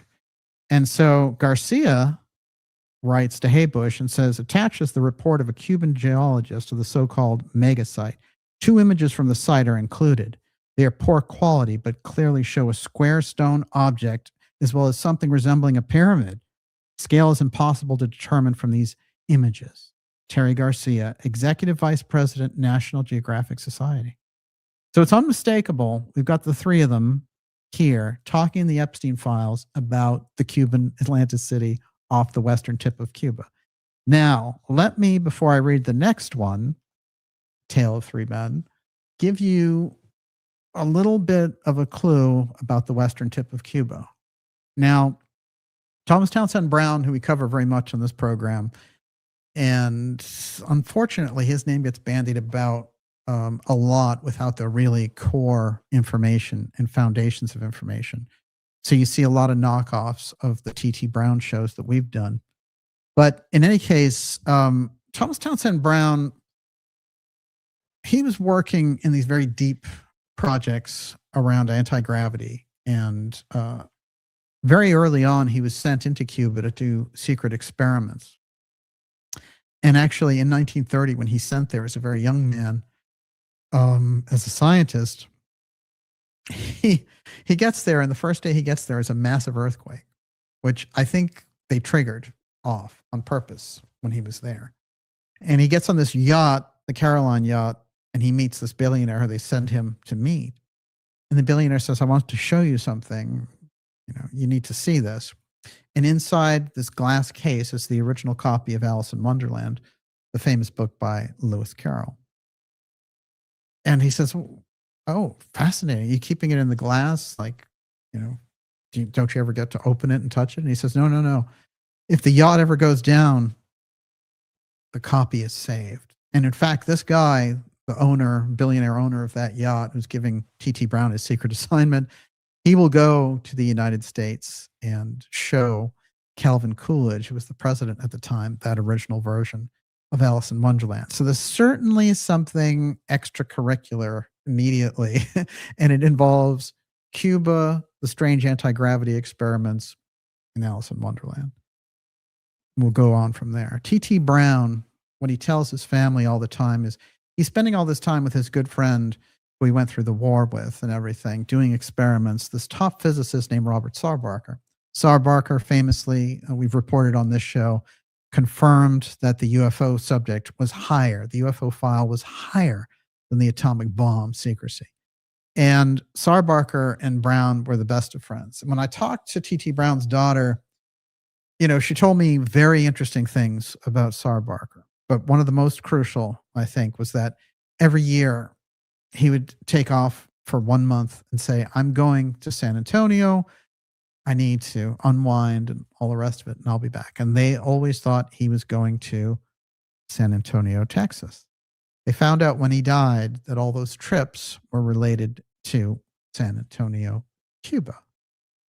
And he was apparently studying, at first blush, we can see the incredible white sands that they have there, the fine, fine sand. But as it turns out, the place that he was at is exactly the jumping off point for where Zalitsky finds the massive metropolis, Atlantis City, off the western tip of Cuba.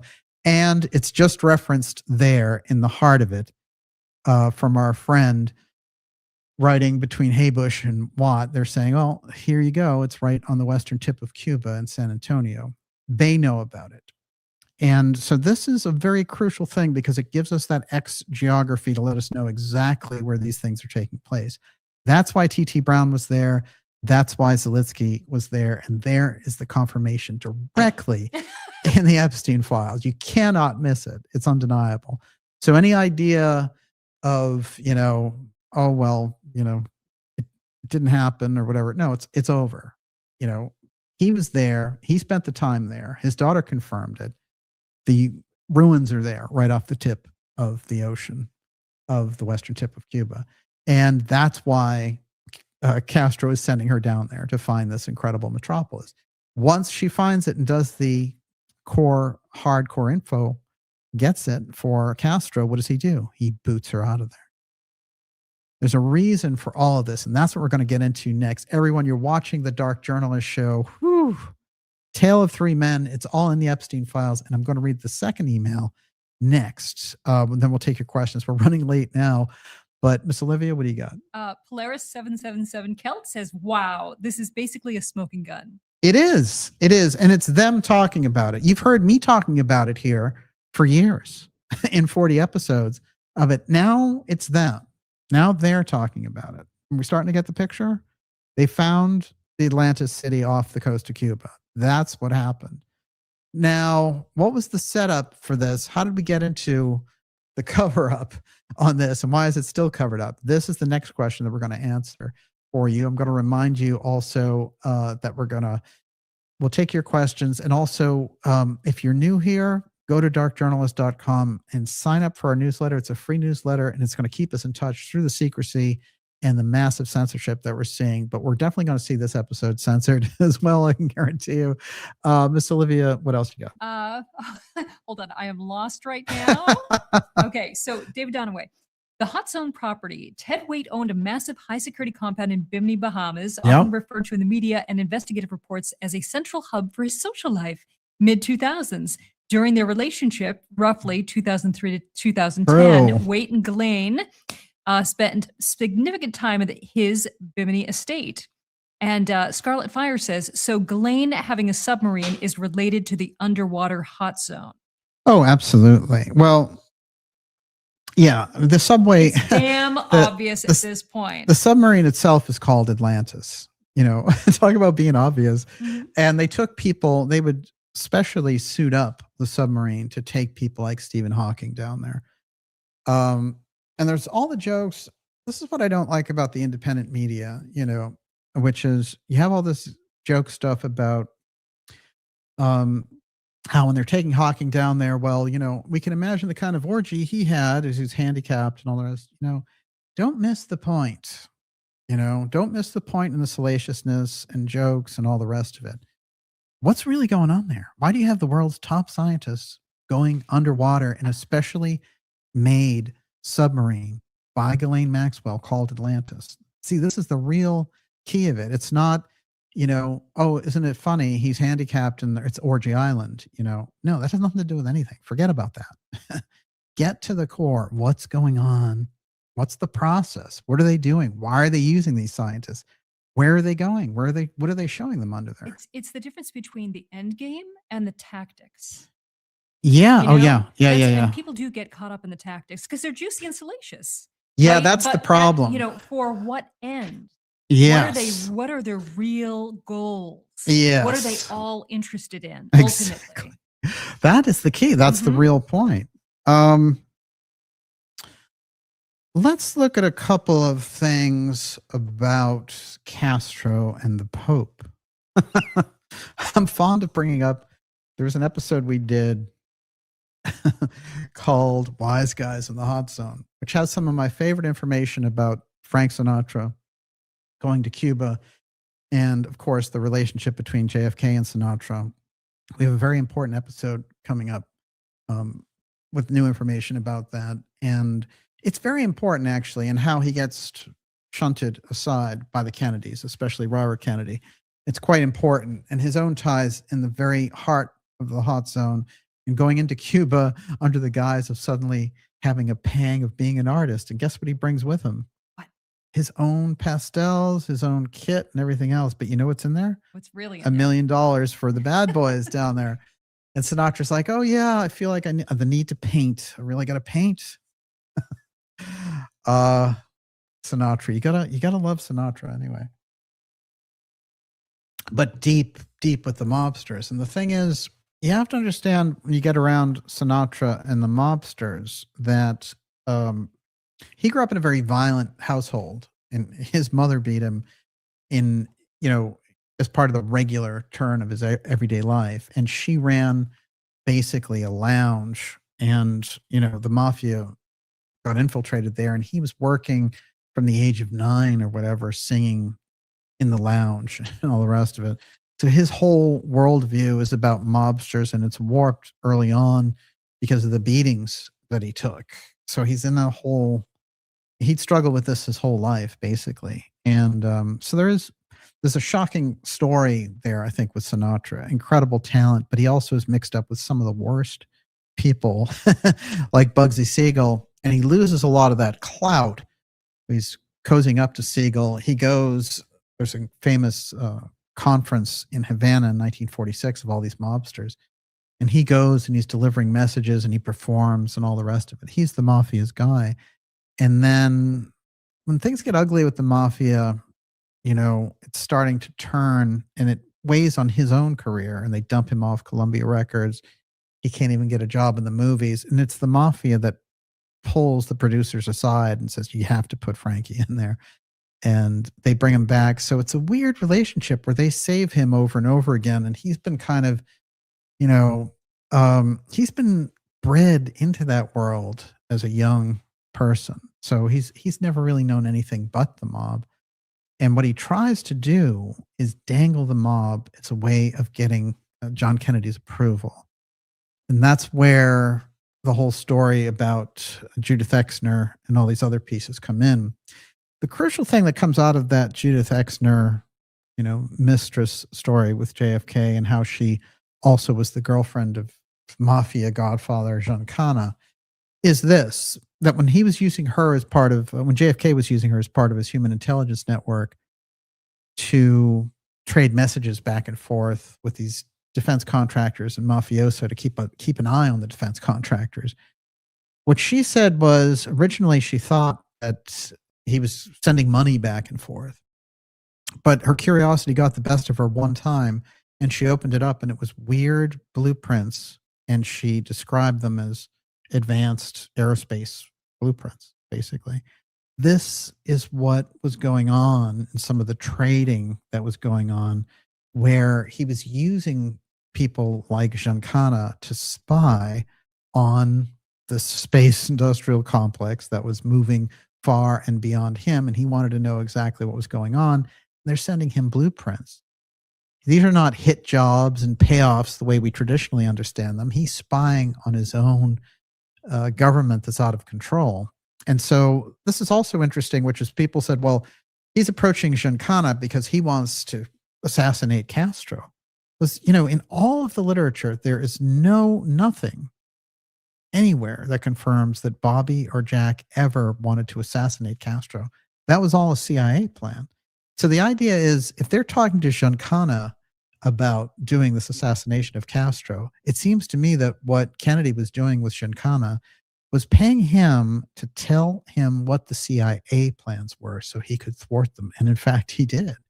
So it's a very different story. You have to go beyond all the waves of story that came out, which sought to kind of scandalize the Kennedys as being in the pocket of the mafia. And, you know, they certainly worked to make the Kennedy stories very salacious as well. And some of them are. But, you know, you have to understand the spin. Who's controlled the spin since Kennedy died in 1963? The media, which is all controlled by the Central Intelligence Agency, Council on Foreign Relations. So, you know, in order to get that deeper picture, we have to understand just how much of a threat JFK was. And that story is, again, wraps all around this area of Cuba and all the rest of it. And what we've done in our episodes and in our documentaries on JFK is show that it's the space program. It is the heart of the space program, the deep state influence around that, that is the cause of his assassination, because he wanted to share the advanced exotic technology with the Russians as a way to bring down the nuclear threat. So he was going to share our UFO files. That's the real story around JFK and the UFO file. Keep that in mind here as we talk about these competing groups operating in the twilight of our reality in the background, making a huge, huge dent in the reality here. Yeah, what do you got? Lazen River. So, if you were a group with ties to the original Atlantis, you might want to keep all of this secret as long as possible. Maybe that's who has been blocking so much of what is still not released. Well, they consider themselves, they see a lineage between themselves on this elite side and the Belial group. The Belial group had the highest technology. This is the way it's described in the mystery texts. They were the best black magicians, and they were utilizing the structure of nature for their own purposes. So they could do anything. The Atlanteans could do anything. And so you have these two groups. And basically, the story that you get about Emilius is that the Emilius group is really a spiritual group dedicated to using the technology to move the culture forward, to move the wave of humanity forward. And it becomes a very cosmological, spiritual story the deeper that you get into it. But just on the surface, you have these two groups. I mean, Casey's good about describing this group is using a technology against the other group is trying to avert them. And finally, at a certain point, they're like, we have to go hide the records of our civilization because these guys are nuking everything. Everyone's going to, you know, have incredible amnesia over this. And what they use is a kind of steganography over the years through these different mystery schools. I've focused on that X steganography. It's there. I mean, we've proven it in so many episodes. But the steganography works its way through the Book of the Dead, the Pythagoras era. They're maintaining and holding a tradition. And a lot of people have said, well, if they had all this magic technology, how did it go away? You know? And the upshot is really, if we lost our technology, how many of us could reconstruct it, right? Only a small, really elite group could do it. You know, most of us don't know how cars work. I couldn't assemble an airplane, you know. I know something about computers, but, you know, the thing is, this is the reality. The entire society would be set back and you'd start all over again. Apparently it's happened, and this is the story of the readings, Casey work, many, many times. This is part of the problem. And this is the exact thing. This is the mirror, our Atlantean period, the Atlantean moment that we're facing off against once again. Yeah. What do you got? David Donaway, if Jeffrey Epstein has an interest in Atlantis and perhaps reincarnation, did he believe a genetically purer DNA gene line must be created to enable some souls to manifest on Earth? And rotten cryptobits, do they need the artifacts to conjure by? No question. That's a real hot take there. Yeah, it doesn't seem to me like the purity that Epstein is looking for obviously isn't a kind of, you know, it's not a spiritual purity. It's just a physical ideal. So that's kind of like a Hitler thing. So what they're trying to conjure is power. And if you go into that Belial story, it's interesting. I think that they feel in the Belial cult that Belial is the ultimate power. So that's where a lot of this is You're coming. probably right. And yeah, a lot of this is coming out of, and a lot of it is coming from. So evidence of Atlantis in Cuba, subtle moves that we can see on the surface. Here Before you in move on to that, 1998, what is it? Yeah. I totally, because I'm going to forget this question. Yep. So do you remember, I forget which underwater explorer there was that found some crystal that they couldn't actually get their hands on, and it was around the Bimini wall? Do you remember? Yes, it's Raymond Brown. That's an interesting story. I can go into that in detail. I sort of got an image that, what year was that? It's the 70s, Okay. and he's a chiropractor of all things.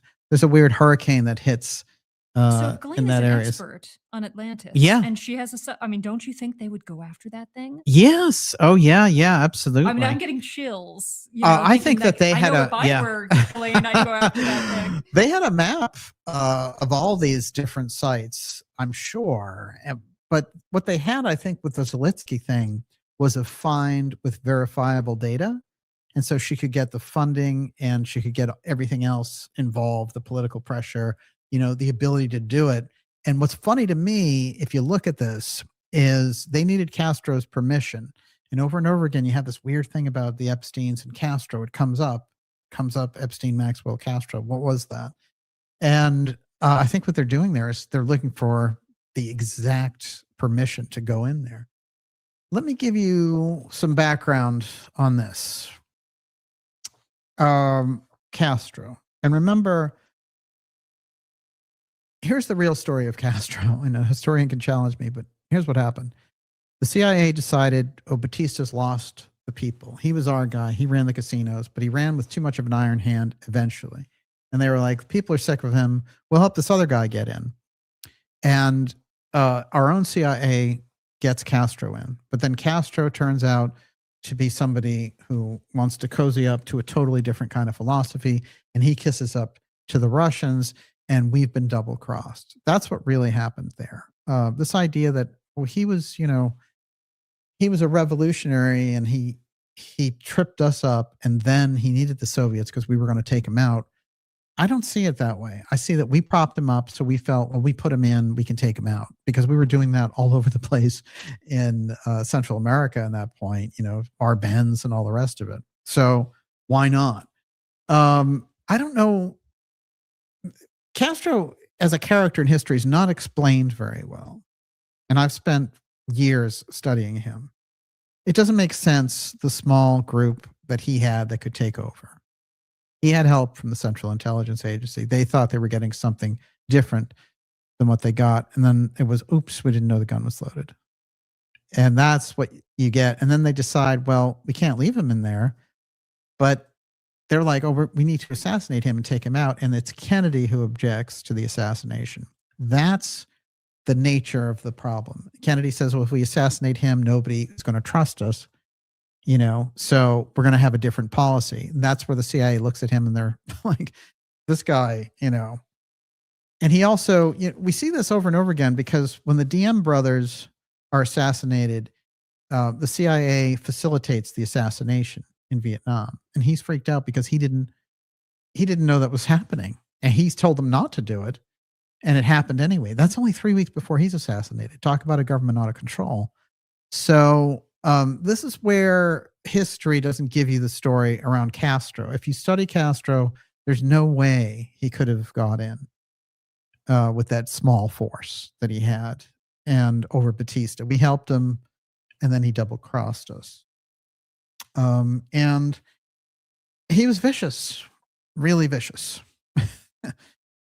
And he was going to be a Major League Baseball player. That we were trying to recruit him before he became a dictator to be a baseball player in the United States. He should have, he could have taken that. All right. Time Magazine, 1998. What brought them together? What are we seeing here? Why is the Pope going to Cuba? It's the first time ever. It's historic. Well, remember, if we go back a little bit, Castro takes over Cuba. Yeah, Hemingway flees, but not before spending some time with Castro. And so Castro's been there that whole period, right? 1959 and then 1998. That's 40 years there. He'd go on for more time. But remember the links here. Some of the things with Castro. Remember what I said earlier about Hemingway's vault. Next up, Castro meets the Pope. Well, the Pope will also come back a decade later, but why did he go there in the first place? Well, there's something very interesting in that weird episode that I told you about called Wise Guys in the Hot Zone, which ostensibly is about Zalitsky and Sinatra and all these other people and what they did in the hot zone. This is the book I've pointed out over and over again in this book. It is Zalitsky's book, and it's all about a dog spending time in Cuba, scientific expedition, finding things. And it is basically a novel for children. However, quest for treasure. There's all kinds of steganography in this book that tell you the real story of what happened with her in relation to Castro in Cuba.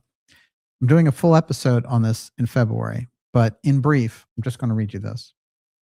Based on actual events, but told in the most sardonic and simple language of the Doberman dog, this story is about hypocrisy and abuse ordinary Cubans suffer at their own country in a post-revolutionary world. Benz, a Doberman puppy, is rescued by a foreigner working on a joint venture in Cuba in the late 1990s, providing an opportunity for this dog to participate in the adventures of a challenging and exciting new environment.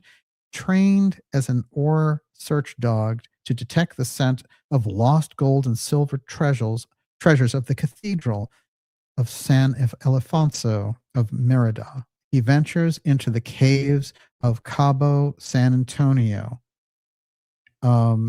risking his life to locate the lost treasures. You with me? Benz describes his adventures and the dramatic end of an amorous relationship with a local mongrel dog in his notes, which he was able to record by wearing his brain clone helmet. Okay. Containing the brain-computer interface specially developed for him by young Cuban engineers and programmers. What? Now, remember, she herself says based on actual events. So what was this? Did they give her a brain? What did you see down there? Here's this brain thing. We're going to read your mind for what you saw. This unique helmet permitted Benz to discriminate minor neural electrical signals in his brain and decode the information, which started his writing career. So she has a great sense of humor. She's been through a lot. There's a really weird story that I'll tell you that I've heard from two different people. And I wonder sometimes, I'm just going to throw this out there, but it's about a researcher who had a split personality.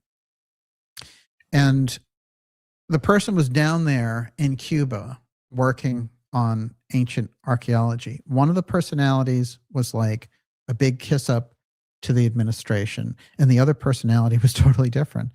And they realized that someone had mind controlled the researcher. All right. I find that story interesting, and I've heard it a few times, and it's not out in any book or anything. It's something I've heard word of mouth from different researchers. But I will tell you this, her whole thing about a brain interface deal and the fact that when she first got down there, the KGB was trying to control her movements. I wonder how much mind control they attempted with her after she made this discovery in the first place. But in here is the information that says the Pope is interested. And once they found the western tip of Cuba ruins of Atlantis, they went to the Pope and said, we know you have the story of Atlantis in your archives. Guess what? We want to compare that story you have in your archives with the ruins that we're finding here. Will you come here and confirm this for us? And will you bring us the text? And that's where the entire meeting of the Pope in 1998 comes from. What brought them together? The lost city of Atlantis off the coast of Cuba. That's what brought them together. So keep this in mind as the interface of geopolitical events moves with the archaeology wars in the background. This is the key figure. Now we're going to read the final email out of the Epstein files. The other shoe is going to drop with all this. Everyone, you're watching the Dark Journalist Show. This is Atlantis HotZone Epstein Belial Bombshell. And it is directly out of the Epstein files and comes right to the heart of Casey's Placidia story, Bimini and the Hot Zone and the ruins and the Hall of Records rising directly off the ocean floor through the slime of ages, as Casey says. We're taking your questions here briefly. I know I ran over all this. What do you got? 444 Finbar says the dog is named Benz. That's what you get in compression scuba diving, an underwater reference. Yeah. Tantrika says the old MK Ultra hat trick, eh? And Scorber says they used to pilot UFOs. Oh, yeah. One of the first X series episodes we did, there was a thing about the hat trick. Do you remember it? Oh, yes. It's way back. Yeah. And we might need to review that again. Absolutely. That is that's a very special maneuver that only one plane can do. Okay. Remember the three men that are in this email thread. This all comes directly out of confirmed Epstein files, which just came out. Terry Garcia, the National Geographic Society Chief Exploration Officer, and so much more. Ted Waite, Gateway Computers. John Haybush, Gateway Computers. Garcia, Gateway Computers. All linked through Gateway Computers. Waite, the billionaire consort of Ghislaine Maxwell, assisting her in her Atlantis hunt under the guise of saving oceanic fish conservation in the Bahamas. It's good cover. Damn good cover. My hat's off to you. But you're busted. Okay, now,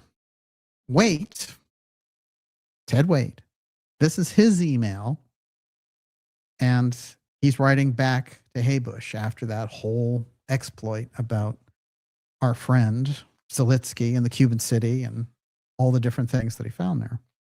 All right. Quote, the name of the email is Gospel Truth, which I find interesting. It's October 13th, 2004. Here's the info on Cuba. I'll forward the other documents as well. If 38001 still has good connections to Fidel, maybe we could go after both the gold and Atlantis. I call that a smoking gun. Mm-hmm. That's it. They're looking for Atlantis. That's the Epstein Maxwell thrust. They're looking for Atlantis. And he said, I'm just going to read it again. Now, I'm also going to identify what 38001 is. Here's the info on Cuba. I'll forward the other documents as well. If 38001 still has good connections to Fidel, maybe we could go after both the gold and Atlantis. Okay. So you don't need any hint of a whistleblower. You don't need, oh, I may have seen an alien craft in a hangar, but I can't talk about it. Oh my God, what did he just say? It's in the email. They're already looking for it. That's it. So we know now it's on fact. It's on point. And here's the thing. We've put it across in 40 episodes of the Hot Zone series inside the X series. Now you're getting it from them. This is the point. All right. Here we go next. 38001 intrigued me because they said if we can get this to 38001, this sounds like some kind of spy code or whatever. But there's a little thing back there about Bimini. And there's a certain type of boat top, which is famous in Bimini, called the 38001. So I believe whoever they're talking to relates directly to Bimini, and that's the code that's going on there. And I can elaborate on that, but let's get on with the email. Hi, John.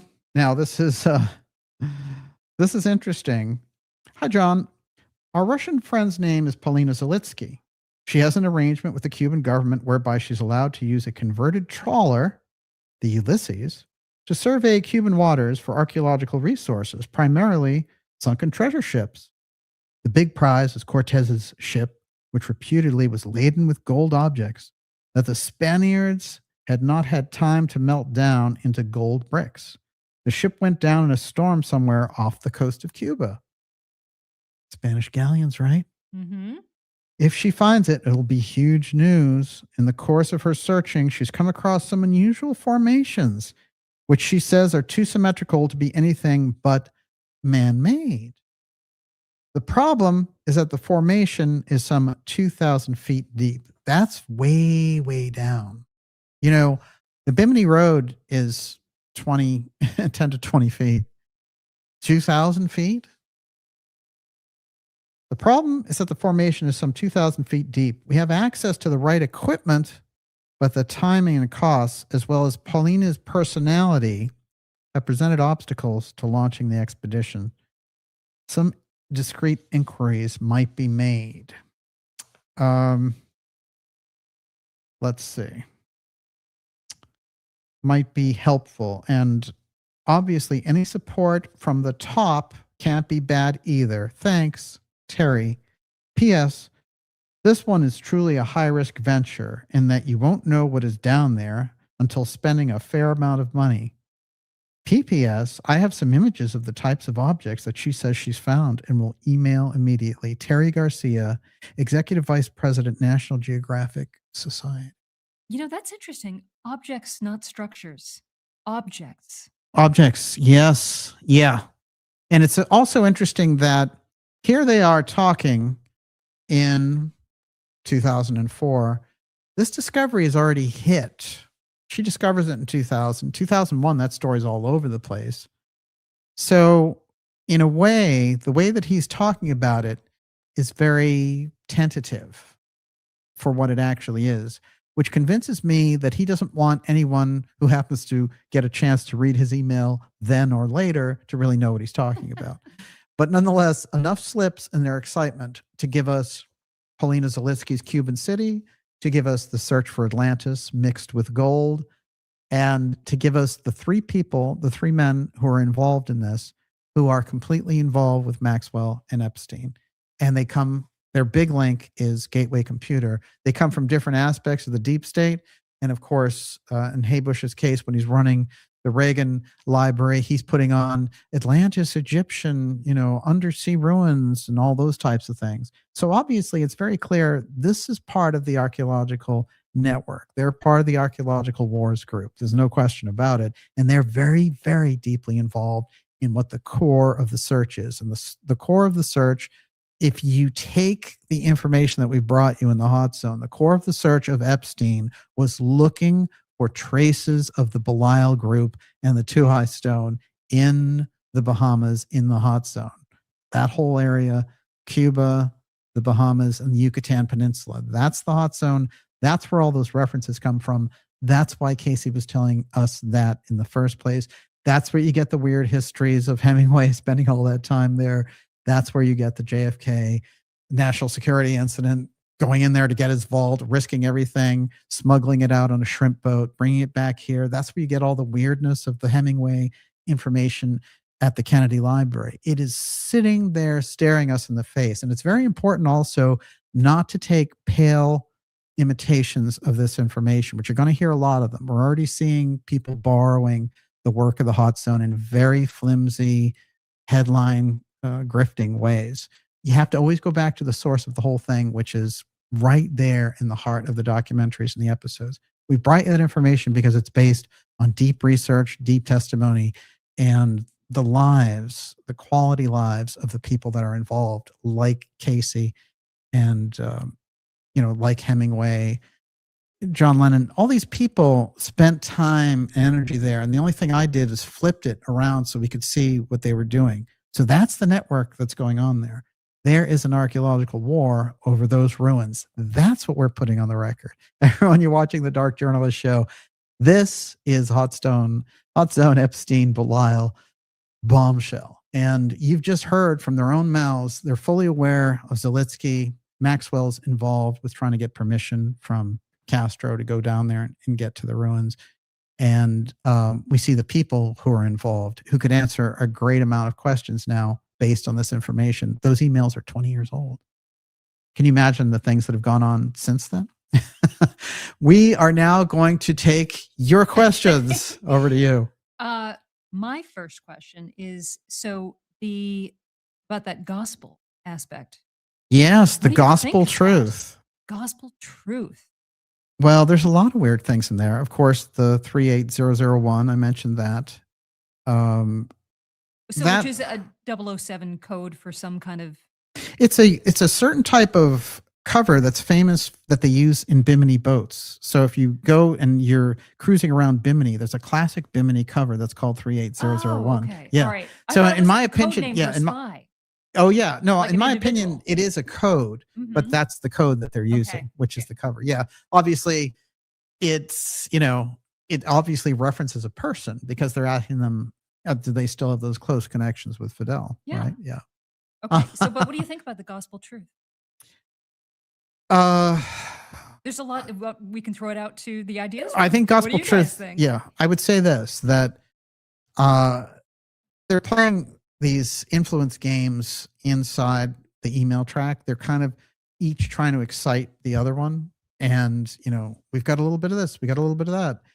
And the gospel truth thing, I believe, would probably be based on the document, which is it's gospel truth that the ruins are down there. This document proves it. Yes. Okay. So PC Nick 22 says, we officially in some Indiana Jones type, you know what? Just a casual convo Whoa. about lost Atlantis ruins and hidden gold. Nothing to see here, fellas. I'm going to, I'm going to mention the names again. And you can, these, of course, if you dig through the Epstein files, you'll find these. These just came out. It's Terry Garcia, the National Geographic Society Chief Exploration Officer. You can't miss him. John Haybush, which is Heubusch. He ran, he was deep in Republican politics for years, but he ran the Reagan, administrated the Reagan Library and had all of the wild Atlantis and Egyptian ruins. And then Ted Waite, who's the romantic consort billionaire of Ghislaine Maxwell as soon as the Epstein situation terminates under strange circumstances. That's all there. And what's interesting is Ted Waite sends this email to John Haybush and says, let's talk about this. One more coming. No, I'm sorry. He sends the John Haybush email to Terry Garcia. So Ted Waite to Terry Garcia says, let's talk about this. One more coming. They're all working with each other. They're all on the network. All three of them are working on the archaeological ruins in Cuba. Okay. So you can feel the flames off of the smoking gun. So obviously everybody wants to check their own access to the Epstein files. So it's Ted Waite, and Waite is spelled W-A-I-T-E? No, W-A-I-T-T. T-T. Yeah. Okay, Terry Garcia. And the last one is? John Haybush. And how do you spell it, Haybush? Heubush. We went through his bio. We went through everything. If you Okay. just check earlier in the show, we laid out all of his bona fides. Okay. And yeah, he's a deep state player, but it looks like he hopped from the Reagan influence to the Dole influence. And so he kept in that loop. He was close with Elizabeth Dole, and he worked on missile systems. He worked in all these different political campaigns, and there's so much Republican campaign political work that he did. I couldn't even cite it because we'd be here all night. But this guy is a deep player in Republican Party politics. He's still alive, actually. They all are. And what's interesting is Waite himself. He's very involved in a number of conservation projects. And it's interesting because one of the things he was promoting, I have this. I mentioned that he invested $70 million in ocean conservation initiatives in the Bahamas, but he does a whole list inside these presentations of the different vehicles that are used, and he uses the Atlantis submarine. So I'm thinking that's how Ghislaine got access to it in the first place. So this is what makes sense. And then I'm going to read, before we're done, we're going to take all your questions, but before we're done, I'm going to read this Land Rising, Earth Changes reading that Casey gave, because it's going to put this in context, I guarantee you. Okay, Miss Olivia, you're up. Okay, so Wanna Song says, so Ben's had a Neuralink helmet. You're always talking about how they're 40, 50 years ahead. Yeah. So what do you think? There's a reason why she's talking about a brain interface unit. Obviously, she's trying to tell us that, in my opinion, that they're using psychics to locate where the ruins are, and that the helmet that they're using somehow is related to that. Now, I have heard before that when they do psychic experiments, that they use a headband, and that they originally got the idea of the headband, and this gets us into interesting territory, from the Roswell crash, because when they discovered the dead aliens, they had these headbands on. They couldn't figure out what they did, and eventually they figured out their thought activated. At least they went with that theory. And I believe if you read it through that lens, you're going to see it's psychic directed archaeology. And it's fascinating because she says as much in the dog, because when the dog is using the brain interface, it knows exactly where the treasures are. So there's also an interesting reference to that cave. It's funny because the cave is where she saw all of the wild astronomical paintings, early cave paintings from the Cubans, which date back to 20,000 BC, about an astronomical event that decimated the area. So I have that picture. Should show that to keep it in context. But while you're doing that, Twilight Mist says, so it's like the helmet that Professor X uses in the X-Men, yeah? You know what's funny? I run the X series. I have never seen the X-Men. Okay.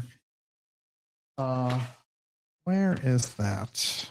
There's the weird Reagan thing. Yeah.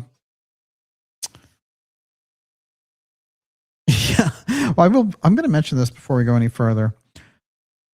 And it relates to, I got this when I was looking for information on Haybush. One of the things that he was involved in was tracking down this guy who was selling Ronald Reagan's blood online. And the story goes, auction of Reagan's blood draws condemnation. An online auction of a vial said to contain blood drawn from President Reagan on the day he was shot in 1981 is a craven act and will use every legal means to stop its sale or purchase, says a spokesman for the Ronald Reagan Presidential Foundation. Reagan was shot on March 30th, 1981, outside of the Washington Hilton Hotel. According to documents posted by the British auction house, PFS Auction, the blood was drawn that day at George Washington University Hospital and then sent to bioscience laboratories in Columbia, Maryland. As of noon, the top bid for the blood on PFC's website was $12,000. The auction was scheduled to end On Thursday, John Haybush, executive director of the Ronald Reagan Presidential Foundation, is outraged. And not only do we plan to challenge the sale, but we've also spoken to George Washington University, and so on and so on. But that all took place in 2012. I just thought that's a weird little sideline. Selling Reagan's blood. Whoa. Okay. Creepy. Kel Creepy is the term. Yeah. Preston Nichols talks about the Montauk experiments utilizing a chair and helmet for the psychic candidate.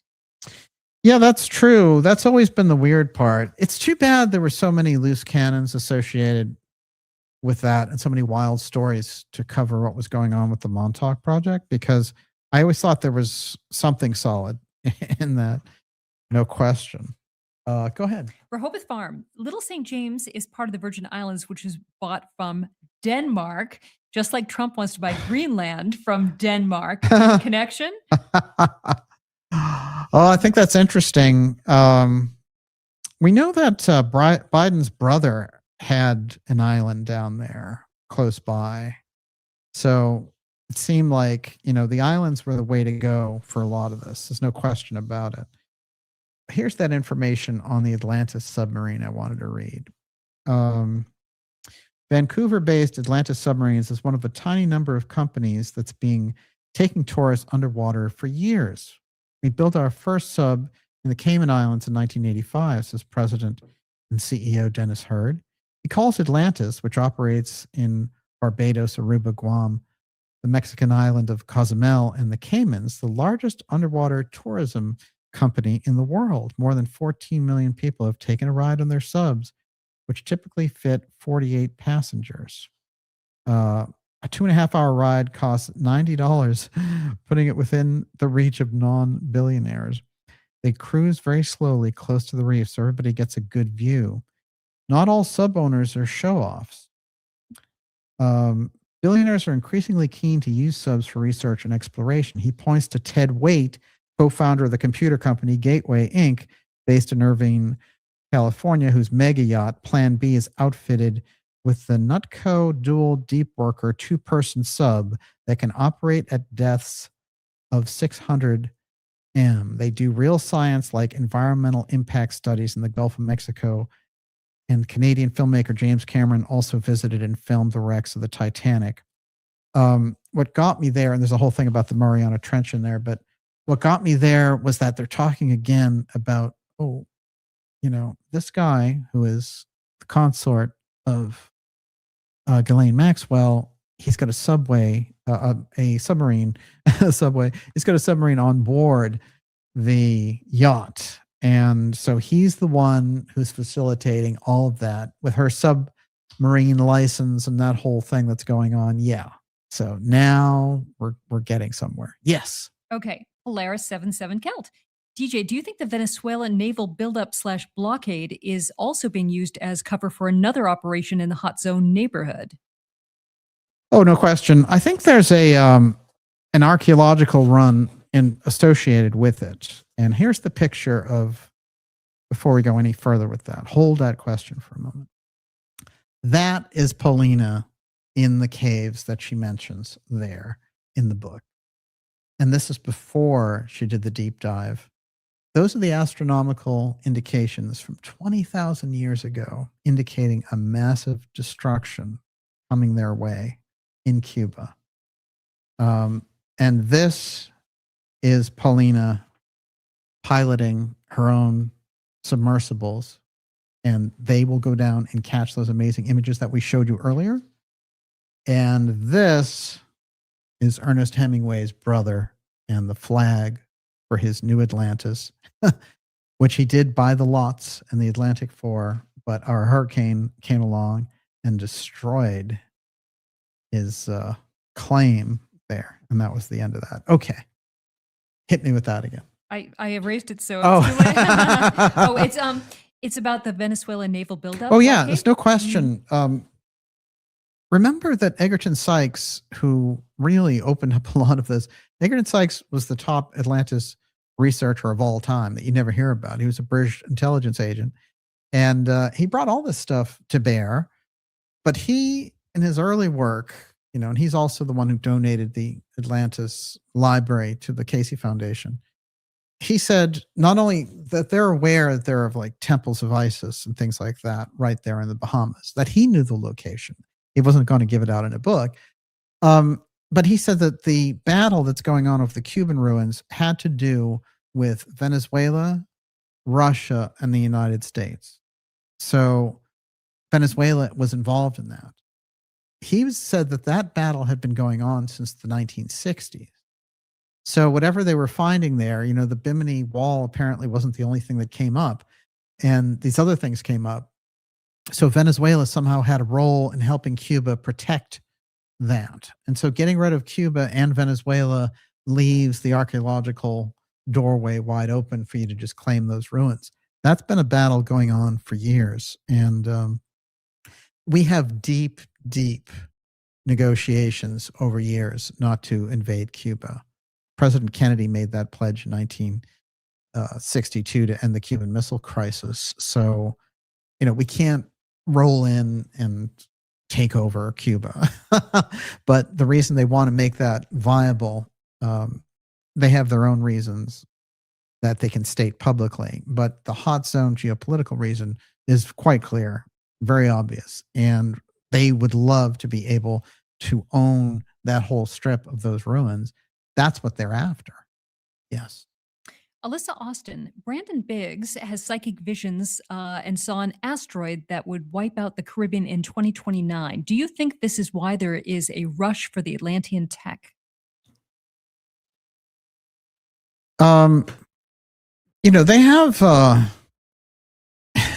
they have evidence of comets and things hitting that area and causing massive destruction. But I'll tell you, it's very interesting that in the Casey work, he says the actual destruction of Atlantis takes place because of the Two-Eyes Stone being set too high and ultimately the war between the Emilius and Belial groups. I'm inclined to believe that they suffered, massive decimations in the past with pole shifts and things of this nature. But I think that the story of Atlantis that comes down to us is based on the Two-Eyes Stone destruction. And I think that's the more recent story of the bunch. Although there's a date in the Casey readings, this is quite interesting, where they say, he's talking about it. He says, they're talking about a death ray now. This was a point during the Atlantean history where they were going to use a death ray to get rid of these, what he describes, they sound like dinosaurs. These huge wild beasts that were overrunning humanity sounded exactly like the dinosaurs. How do we get the difference of 65 million years versus 50,000 BC? So they asked him, he said there was a worldwide conference, which was a broadcast around the world during the Atlantean period. And they said, what was the date of this conference? And he said 50,722 BC. Well, there's an interesting date. Maybe they should have asked him more dates. That's great, So this was happening back then. And so there's indications that there was a pole shift that took place after that.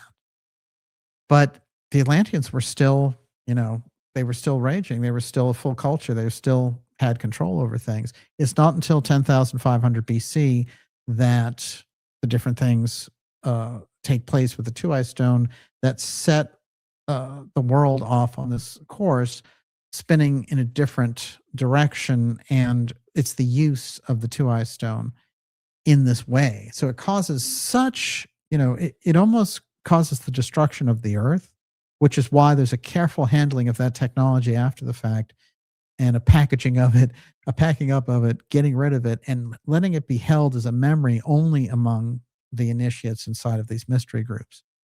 Little by little, they let go of that history. But there are all these memories back there in the ancestral memory of these flying ships and these beings and the magical nature of the whole thing. The stories are there. The technology's there. The Ezekiel story is an echo of that story, as a matter of fact. And there we are. Yes, Miss Olivia. Okay, Squatchfoot. I've been wondering what the connection is between the hot zone and the Bermuda Triangle and why we don't hear much about the Bermuda Triangle nowadays. David says, didn't they recently find a big mass under the Bermuda Triangle? Yes.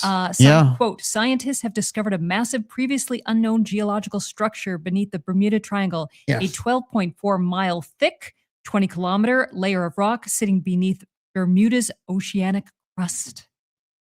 Yeah. This is interesting. Let's look at this for a moment. Remember the original hot zone map, right? Okay.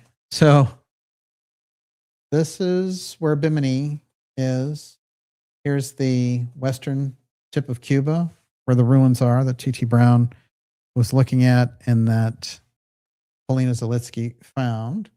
And then there is the Yucatan Peninsula, and it is in Piedras Negras in Guatemala is where the Hall of Records is.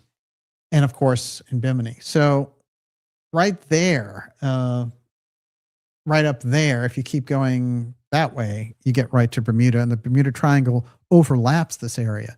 So in case he talks about the two-eye stone pulling things down, remember, it had the ability of anti-gravity, so it gave everybody the ability to fly, you know, and he talks about what they could do. And he also says that they could go anywhere in the universe. So there's a whole space aspect to his version, his description of things.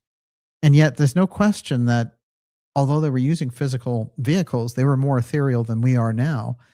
So when he talks about these things, they say, well, you know, I'll tell you, it's fascinating because can you give us some indication of how high those Atlantean craft could go? And he says, oh, well, they could go anywhere, you know. And as a matter of fact, he says, not only could they go and fly in the skies, but they could fly underwater and they could fly through things. So they could fly over the mountains and fly through the mountains. Well, that's dematerialization. That's that whole apotheum effect that I've described on this program. And the apotheum effect literally makes universal physical laws null and void. This is part of the issue of the UFO file. When it shows up, it has this effect. It has this apotheum effect. And some of the Tesla material has that apotheum effect. What do you hear about in terms of UFO happenings? It's people float through things, right? That's what John Mack told me. When I talked to him, and I was like 18 years old or something, and I couldn't get that one through my head. I said, oh yeah, that's interesting. He said, we don't understand what's going on with the whole UFO file thing, because the abductions, people don't just get taken, you know, the way a couple of aliens would drag somebody out of a car. They get floated through the roof, or they get floated through the wall or whatever. How do you do that? So there's some kind of suspension of normal universal physics laws. So it introduces a whole reality distortion physics. That's where all the apotheum comes from. And, you know, it relates to the fact that when UFOs show up, nothing will grow there ever again. Time stops. Everyone has missing time. You know, there's a number of factors there which have nothing to do with just the idea of an interstellar visitor. They are an entire reality distortion switch. And I think that's what the national security state is the most afraid of. I remember talking with a channeler many years ago, a guy named Rick Thurston in Canada, about this. And he was fascinating. It's just like Edgar Cayce, really. And he said, well, they're afraid of the boomerang. They haven't quite mastered it all. They're afraid it still has a boomerang effect. They don't know exactly if they aim it, that they won't suffer some repercussion from it. So they live in kind of terror of their own discovery. And that's what I think is going on very often in the secrecy around the UFO file. Keep that in mind as we go forward. Everyone, you're watching the Dark Journalist Atlantis HotZone Epstein Belial Bombshell episode, including the information on Edgar Cayce. And we read the emails from the three different men relating directly to Polina Zalitsky's discovery of the lost city of Atlantis off of Cuba and the Cuban ruins of Atlantis. And so it's undeniable that they were onto it. these billionaires and that they were closely associated with Maxwell and Epstein. It's now undeniable. It's something we have proffered in our documentaries and episodes. Now it's fact. And where we go with that fact is we start to see the larger picture of the hot zone information we brought forward and start to ask those questions: why Marvin Minsky was involved, why Alexandra Cousteau was involved, why they were targeted by the Epstein-Maxwell gang to get this information about Atlantis. That's the real takeaway of that Epstein information, if we can get it. And we can get it by coming in through the lens of the hot zone. We're going to take some more of your questions, and then we'll wrap up tonight's episode. Miss Olivia, you're up. Provocateur astrology. Epstein works for Israel. Are we looking at Israel trying to steal the secrets of Atlantis for themselves?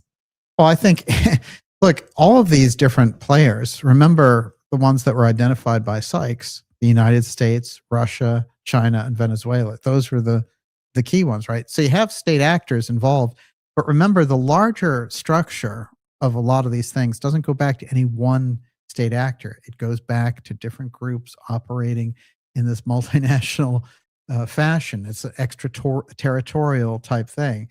So, there's a lot of the Israel stuff becomes a huge liability for the United States on the world stage. This is part of the problem with having Israel as an ally, just to put it mildly. But not every question goes back to Israel. And that's the interesting thing. The Israel thing that you get that's intriguing in my mind are the statements by the space chief in Israel, Haim Eshed, when he was saying there are extraterrestrials. Both governments, Russia and America, are aware of it, but they're loath to bring it forward, and that Trump had considered it. I think that those types of things coming from someone who's basically the head of Israel NASA tell us a lot about what's going on there. And I think some of the Israel spy networks are involved in every intrigue involving these types of things. But I don't think the hot zone episodes are about just Israel. That would be very limiting, because if Russia, China, the United States, Venezuela, and Cuba are involved, you've got a lot of countries, a lot of hands in the pie, as it were. Yes. Do you think Epstein is still alive? And Baby Bull says, I'm pretty sure Epstein is alive. A prison guard said he saw them switch bodies in the jail. It's in the files. I was reading about that today. No, I don't think he's alive. Why? No, I think the whole way that they killed him shows that they wanted to take him out. That's why the cameras failed, and that's why they could say it was a suicide and all the rest. And also, are you open to the possibility that it was faked and he's living somewhere and they switched bodies? And I think that they can do that. Man switch and I think the case is too high profile to do that with. I think they can do it. They've done it with many other cases. Mm-hmm. No, I think they had to get rid of. He had served his purpose. He had overlived and outlived his welcome dramatically. But certainly there are cases where they have faked death. But no, Epstein, I think they took him out. The whole thing was he was taken out. He didn't commit suicide. That's ridiculous, of course. And the idea that the cameras would fail, that reminds me very much of the cameras failing just when Lee Harvey Oswald happens to show up at the Cuban embassy. Oh, shoot, cameras failed. CIA stopped taking pictures just at that moment. It's because it wasn't Oswald that went in there. It was an Oswald double. And the idea was, let's implicate him as a communist 6 weeks before the assassination and say he was demanding a visa. And they can do all that without any proof, because all you have is a guy who says that he's Oswald, but your cameras have failed. Well, the only reason the cameras failed is because the Central Intelligence Agency said, all right, zap the cameras, and they didn't want any pictures of the Oswald imposter in there. There's a fabulous essay by Professor Scott. I think it's in, I think it's The Deep State and the Death of President Kennedy. or Deep Politics in the Death of President Kennedy, where he talks about the designated culprit. And what you do with the designated culprit is very interesting. And they did this with Oswald and others, where before they do the task that they're going to be set up as a patsy for, and he applied this also to the 9/11 hijackers later, that the designated culprit needs to have that clearance. So you can see the Secret Service and the FBI take Oswald off of their warning books, the people that they should check and all that kind of thing. And, you know, the FBI agent, Hosty and all that, he's responsible for that. And the Secret Service is responsible on their side. So they make sure that Oswald has a clear way. He's not interfered with. He's not grabbed before the assassination, because then they couldn't pin anything on him. So the designated culprit aspect is quite fascinating. They could have also, you know, they were tracking the 9/11 hijackers very closely, Atta and others. They knew what they were up to. They knew where they were taking these flying lessons and all the rest of them. They could have grabbed them, interrogated them, the whole bit. But they were taken off the rolls just before the task was to be accomplished. We have to understand history through the designated culprit lens. Yes, I Miss have to Olivia. boot somebody. Hold on. With pleasure. Everyone, you're watching the Dark Journalist Show. We're going to take 2 more questions from you tonight. A bombshell of an evening. We could not wait. As soon as this came out, I went through it, I read them, and I said, we're right in the heart of the hot zone. And the validation for Zalitsky and her work and what was going on there. And what I've always said is that archaeology dropped the ball with Paulina Zalitsky. And, you know, I've talked to her. She's very disheartened by what happened. And I invited her to come on the show. And she said basically what would be the point. But I do think there's a point, and I hope that she does reconsider.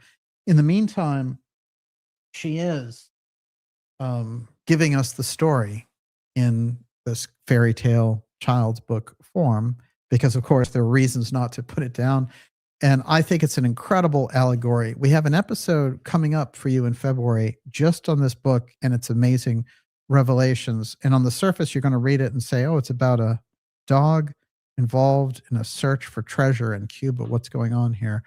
Well, I'll tell you, it's a deep story, and she was a deep, deep insider. And in my opinion, a very brave researcher who made an incredible, incredible discovery, and then was bullied dramatically and ultimately, as I said, sent to a Mexican prison to intimidate her. Of course, they let her go because she hadn't done anything wrong, but the message was received, and what could she do? You know, she went back to Canada. But archaeology and a lot of these people, I'm going to tell you this, it's a big secret in all of this work. And I mean, even with the best, and I've known the best, there's a lot of jealousy, tons of it. And if somebody else finds something that you've spent your whole career looking for, if they go away, you're happy that they go away because you're jealous. And there's a lot of jealousy in alternative research. I've seen it up close. And dropping Paulina Zalitsky's story out of jealousy was a terrible mistake and a huge tragedy. Maybe that can be rectified through this dramatic bombshell of the fact that Maxwell's paramour, the billionaire Terry Waite, and all of these people from Gateway Computers were using Paulina Zalitsky's information to find that lost Atlantis city off of the western tip of Cuba. And the discovery goes to Paulina Zalitsky. She's the one who brought it forward. Yes. Okay, Lane Grieve. Because Epstein was a eugenicist and they all seem to be into that, do you think they're breeding the next round of overlords for when they go underground and have to reemerge with the orphans? I'm sure they think that they can do that. Look, remember the singularity in Kurzweil and all that. He thinks that he could jump into a computer and live forever. And, you know, Musk thinks that all these robots can take care of everything while he impregnates all these women in this compound and all this stuff. These guys are out of their minds. They're out of their, I'm sorry, I don't swear on this program, but they're out of their effing minds. I've been close with them. Look, I've been right up close with these people. I ran a tech magazine for 10 years. They're out of their minds. And we need to get our hands back on the steering wheel because they're not going to do it. They're insane.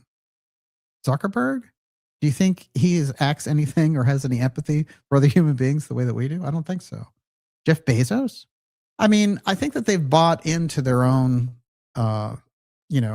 insanity. But I do feel that on their end, they have this incredible power. I mean, Hitler was insane, but he had all the power. Stalin was insane too. So it doesn't mean that they can't operate. It's just that they operate without empathy. And so they pose a danger to humanity. And they're being influenced by, unseen entities and things of this nature. So we need to keep that in mind as we go. I think that they do think that they can have a huge eugenicist program and that they can run the world as this technocratic elite and that we can all be slaves. And they just want, the American Revolution and the history and the Constitution, all that stuff to go away. So, and you have it on both sides of the political spectrum. That's just the way that it is. I do feel that there are ways to shift the power centers. And part of that is by us becoming aware ourselves. And it goes to, look, what are we talking about? What did we start talking about when the program started? Independent media, right? And how independent media got infiltrated by the corporate media. So it wasn't so independent anymore. So the thing that we can start with is the independent media, you see, because now it is co-opted with hundreds of millions of dollars by billionaires trying to buy influence. So, it's not that money is bad either. I think a good podcaster should be a billionaire. It doesn't bother me. But the thing is, the influence peddling that goes on in relation to that, you lose all objectivity. You lose, as soon as people sign a contract for millions of dollars, they lose the objectivity and they lose the freedom. That's the problem. And, I think anyone who's doing good work should be wealthy, very wealthy. So you have to put it all in context. Where's the influence coming from? But I see a lot of corruption in independent media now. I do think that a story like this breakthrough story of the Hot Zone could become a center rallying for these alternative researchers, because this is a fact now. These emails prove that they're looking for Atlantis. He says we can get Atlantis and the gold. That's his email, Terry Watt, right? So, I mean, those are his words. Yeah, it's in an email from 20 years ago, but Ted Watt made the comment, and he made it to John Habert and Terry Garcia from National Geographic. It's on record, so we know it now. We know that they believed Zalitsky's story. So what have they been doing? They've been involved in a geopolitical archaeology war for the past 20 years since that's gone on to get control of those ruins. And that's the story. That is the story. No question about it. Yes, Miss Olivia, one more question. Denise Monnier, could the extension of the U.S. continental shelf be linked to land rising off the East Coast? Yes. Yeah, absolutely. It's an excellent point. Look, if you go through the mystery school work, you're going to find land rising. Casey talks about it, land rising off the East Coast. Blavatsky, there's going to be land that rises. Steiner's work, there'll be land rising. So you've got land rising. They're giving us the theme. And even in some of the earlier works of Nostradamus, I've seen examples of this. So the land rising thing, they're not going to talk about it or tell us about it. It's something that we have been given. It's been handed down from these mystery groups, but it's in the public consciousness. It's in the literature. And I think it is going to be a huge difference. And the idea is really that a lot of these groups, the network of groups going back from Casey's being close to the Hemingways, and the Hemingways trying to claim some of that area for when the ruins came up, and the story of John Lennon and Lennon doing that, means that there are all these people in these different areas that are aware of these types of things. And it's interesting because, I had some images from this expedition that John Lennon took with Yoko Ono, and it was basically to find the Hall of Records in Egypt. And to me, that's fascinating. And I think it is a major story. I also started the program out by saying what happened was he did that. But after he died, there was a big shakeup that took place in the markets. So I guess that was Ronald Reagan's economy at the end in 1987. And the word, unless someone else knows better, is that Yoko Ono sold John Lennon's Atlantis portion of the international waters where he thought land was rising in 87 to compensate for that. It's interesting. I have a couple of pictures I want to show of Lennon during his Hall of Records phase there, searching with his Edgar Cayce on Atlantis book for Beneath the Right Paw of the Sphinx. And he got attached to a expedition, but they couldn't get the permission to dig under the Sphinx. And it's very interesting because the people who were associated with the Lennons, when they came back, said that they had a mummy shipped back to the Dakota. Now, I find that interesting. Not good, Carl. It's pretty wild. Here's the famous mid-70s album that didn't get a lot of sales, but it was Yoko and her band on her own, and that's Yoko on the Sphinx. Yeah. Hall of Records, baby. I know they sold about 20 copies of that. But we know that John Lennon sold millions of copies, so that's the compensating factor there. And John Lennon was an amazing, amazing musician. My God, one of the greatest. And there he is in Egypt on his own quest for the Hot Zone ruins. So many, many aspects have played in there. And we've talked about many of them tonight. If you go into the Hot Zone documentary that we did and the Pyramid X documentary, they're right there on this channel under the X documentaries. They're both there, and the focus of the information is there. And then there's some 40 episodes that we did just in the Hot Zone, ranging over the past decade or so. So it's a very complete picture. But this breakthrough tonight of the three men and their information, and the fact that they're these billionaires associated with gateway computers and deep staters, it's huge. It's a huge move, and I can see a lot of ramifications based on this. So there's going to be earthquakes based on this information. It's undeniable. And there's a famous story. It's about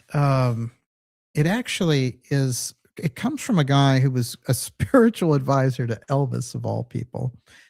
And he said that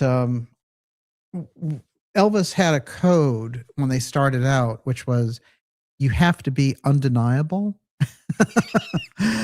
which I found very interesting. And then I try to think, well, in research, you kind of have to be undeniable, in order to get the stuff across. I can tell you this, which is the three people, emails and all the rest of it, Terry Garcia, John Haybush, and Ted Waite, those are undeniable. They say, one, they're looking for Atlantis. Two, they're a network, all three of them. Three, one of them is the paramour dating Ghislaine Maxwell with romantic interest for 4 years. He's also the billionaire that gives her the sub and everything else to probe the Hot Zone with. This is what they were doing.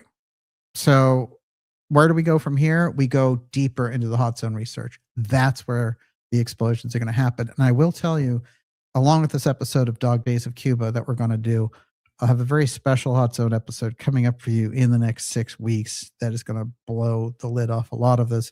That is if more doesn't come out. So we're in uncharted territory, I can tell you. And it was funny, because we did that show on Morris Jessup, and I was talking about how Jessup was working simultaneously on the UFO file and this whole track about underwater experiments and the Philadelphia experiment and all the rest of it, and how his work was intersecting with this whole thing about ancient Atlanteans, because he was doing the whole UFOs in the Bible piece.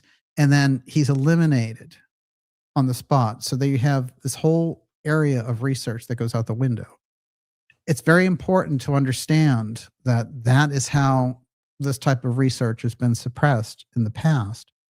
So it's very important. You know, you can see once the track goes cold, it takes a long time for it to restart. And let's remember the person that he was going to see, who he was driving to see before his car is found in a park in Florida, you know, with the carbon monoxide and the closed windows, was J. Manson Valentine, who 10 years later would discover the Bimini Road. It sounds like the great thing that he was going to share with Valentine, that he said, I'm heading over to share with you, was related somehow directly to this Atlantean issue and anti-gravity. That's the stuff that they couldn't allow to be out there. Now it's at a point where what they have to do is spin it, because it is out there. And with this kind of bombshell information, that's the kind of undeniable information that we get into, which it puts you in a totally different place with all of this. So we're on a different plateau. And in my opinion, this is going to get explosive, because I know some details around this, which are going to come out, and it's just going to support more of this story. So watch out on this one. Hold on tight, because we're in uncharted territory. Everyone, what a fantastic night. Miss Olivia, your final question of the evening. Okay. Yeah, I'm going to throw this out to you. Aaron Michael, in a Casey reading, Belial predicts a massive earthquake in San Francisco in 36. Could he have been referring to 2036? Oh, isn't that interesting? Yeah, you know, I think I have the Belial reading right in front of me. How strange is that? Now, Belial is an angel classically. And when they asked further, like, you know, who is Belial and all the rest, basically, Casey indicated, well, he's kind of the savior of another system, the way that Christ is the savior of this system. And, but I always thought the Belial information was quite fascinating. That's a little period of time back there. But I think what the 36 thing is, if you study the Casey information, he talks about how the position of the Earth shifted in 1936. Not that all of the things would take place in 36. He said they would take place in the 21st century. But he said the position of the Earth shifted in 36. You see, this is the crucial thing. It happens first, and then over time, the changes are gradual, and they are, they're cataclysmic over time. So there is a shift in 36 that he's talking about there. I am going to read a little piece there in that reading, because there's a piece about Greenland. Right. The Earth will be broken up in the western portion of America. We've heard this before from Casey, that Los Angeles and San Francisco will be destroyed at some point. A greater portion of Japan must go into the sea. These are long-term projections. That's interesting, though. Japan's had a lot of issues. Huge earthquakes, nuclear meltdowns. The upper portion of Europe will be changed in the twinkling of an eye. How fast is that, Miss Olivia? Well, that's pretty fast. Land will appear off the east coast of America. Look, land rising. Land will appear. This is what he's getting at. And now they're finding, oh, there's a gigantic mass beneath Bermuda, right? This is a volcanic mass that's coming up. The land is clearly rising. They're not telling us that, but it clearly is. This is major.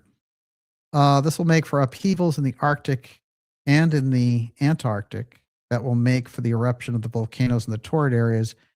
There will be the shifting then of the poles, so that where there has been a frigid or a semi-tropical will become the more tropical, and moss and fern will grow.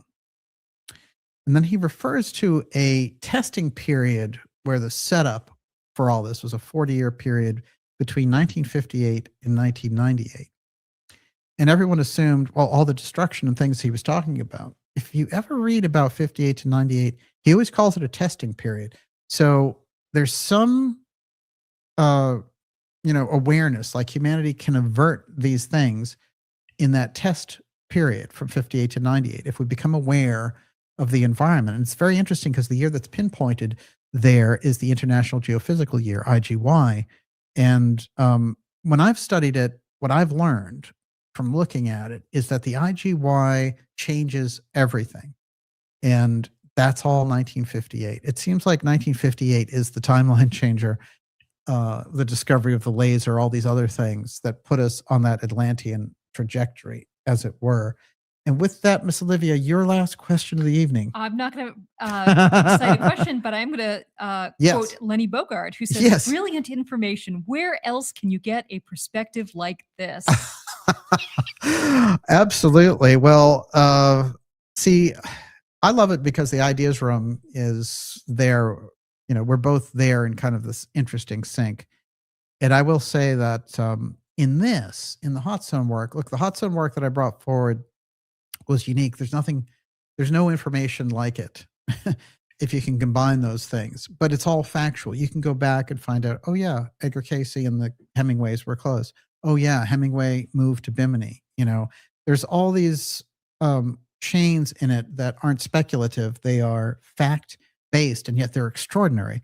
But it's the potent version of this information that's totally original. So that's what the whole hot zone thing is about. When you get things like the late Virginia Giuffre, and God rest her soul, I'm sure she was targeted heavily for bringing forward that information about Epstein, who was absolutely stone cold. You know, let's not forget that about Epstein, like this guy. But what I will say is what she did by bringing forward that information about Cousteau and Minsky set my thinking off so that I could discover Margaret Sanders, Colonel Sanders' daughter, doing all the archaeological investigation in the Bahamas and channeling all those millions of dollars into that archaeological effort to find the ruins of Atlantis. So you see, these things come up when we're researching on a certain track and then something happens. Well, this Epstein file dump, you know, it has all these other things that researchers are going after and doing a good job going after. But for me, what stands out is we have it now. We have what we've put forward, that this elite group on the Epstein Maxwell team, they were looking for Polina Zalitsky's Atlantis there in the hot zone. It's undeniable. So that is a different place to move from. And with that, Miss Olivia, you got it. Oh, Najat for the win. Okay. Any chance Epstein wasn't human? Maybe some kind of clone? You don't have to answer that. We'll just throw it out to the audience and they can answer it in the comments section. He certainly acted inhuman, that's for sure. We have seen some weird things that, you know, I'm sure they're working on it. If they haven't got it already. You're dealing with somebody who's like a dark triad type, you know? Yeah. That because it isn't, we understand ourselves as human through our empathy, through our compassion.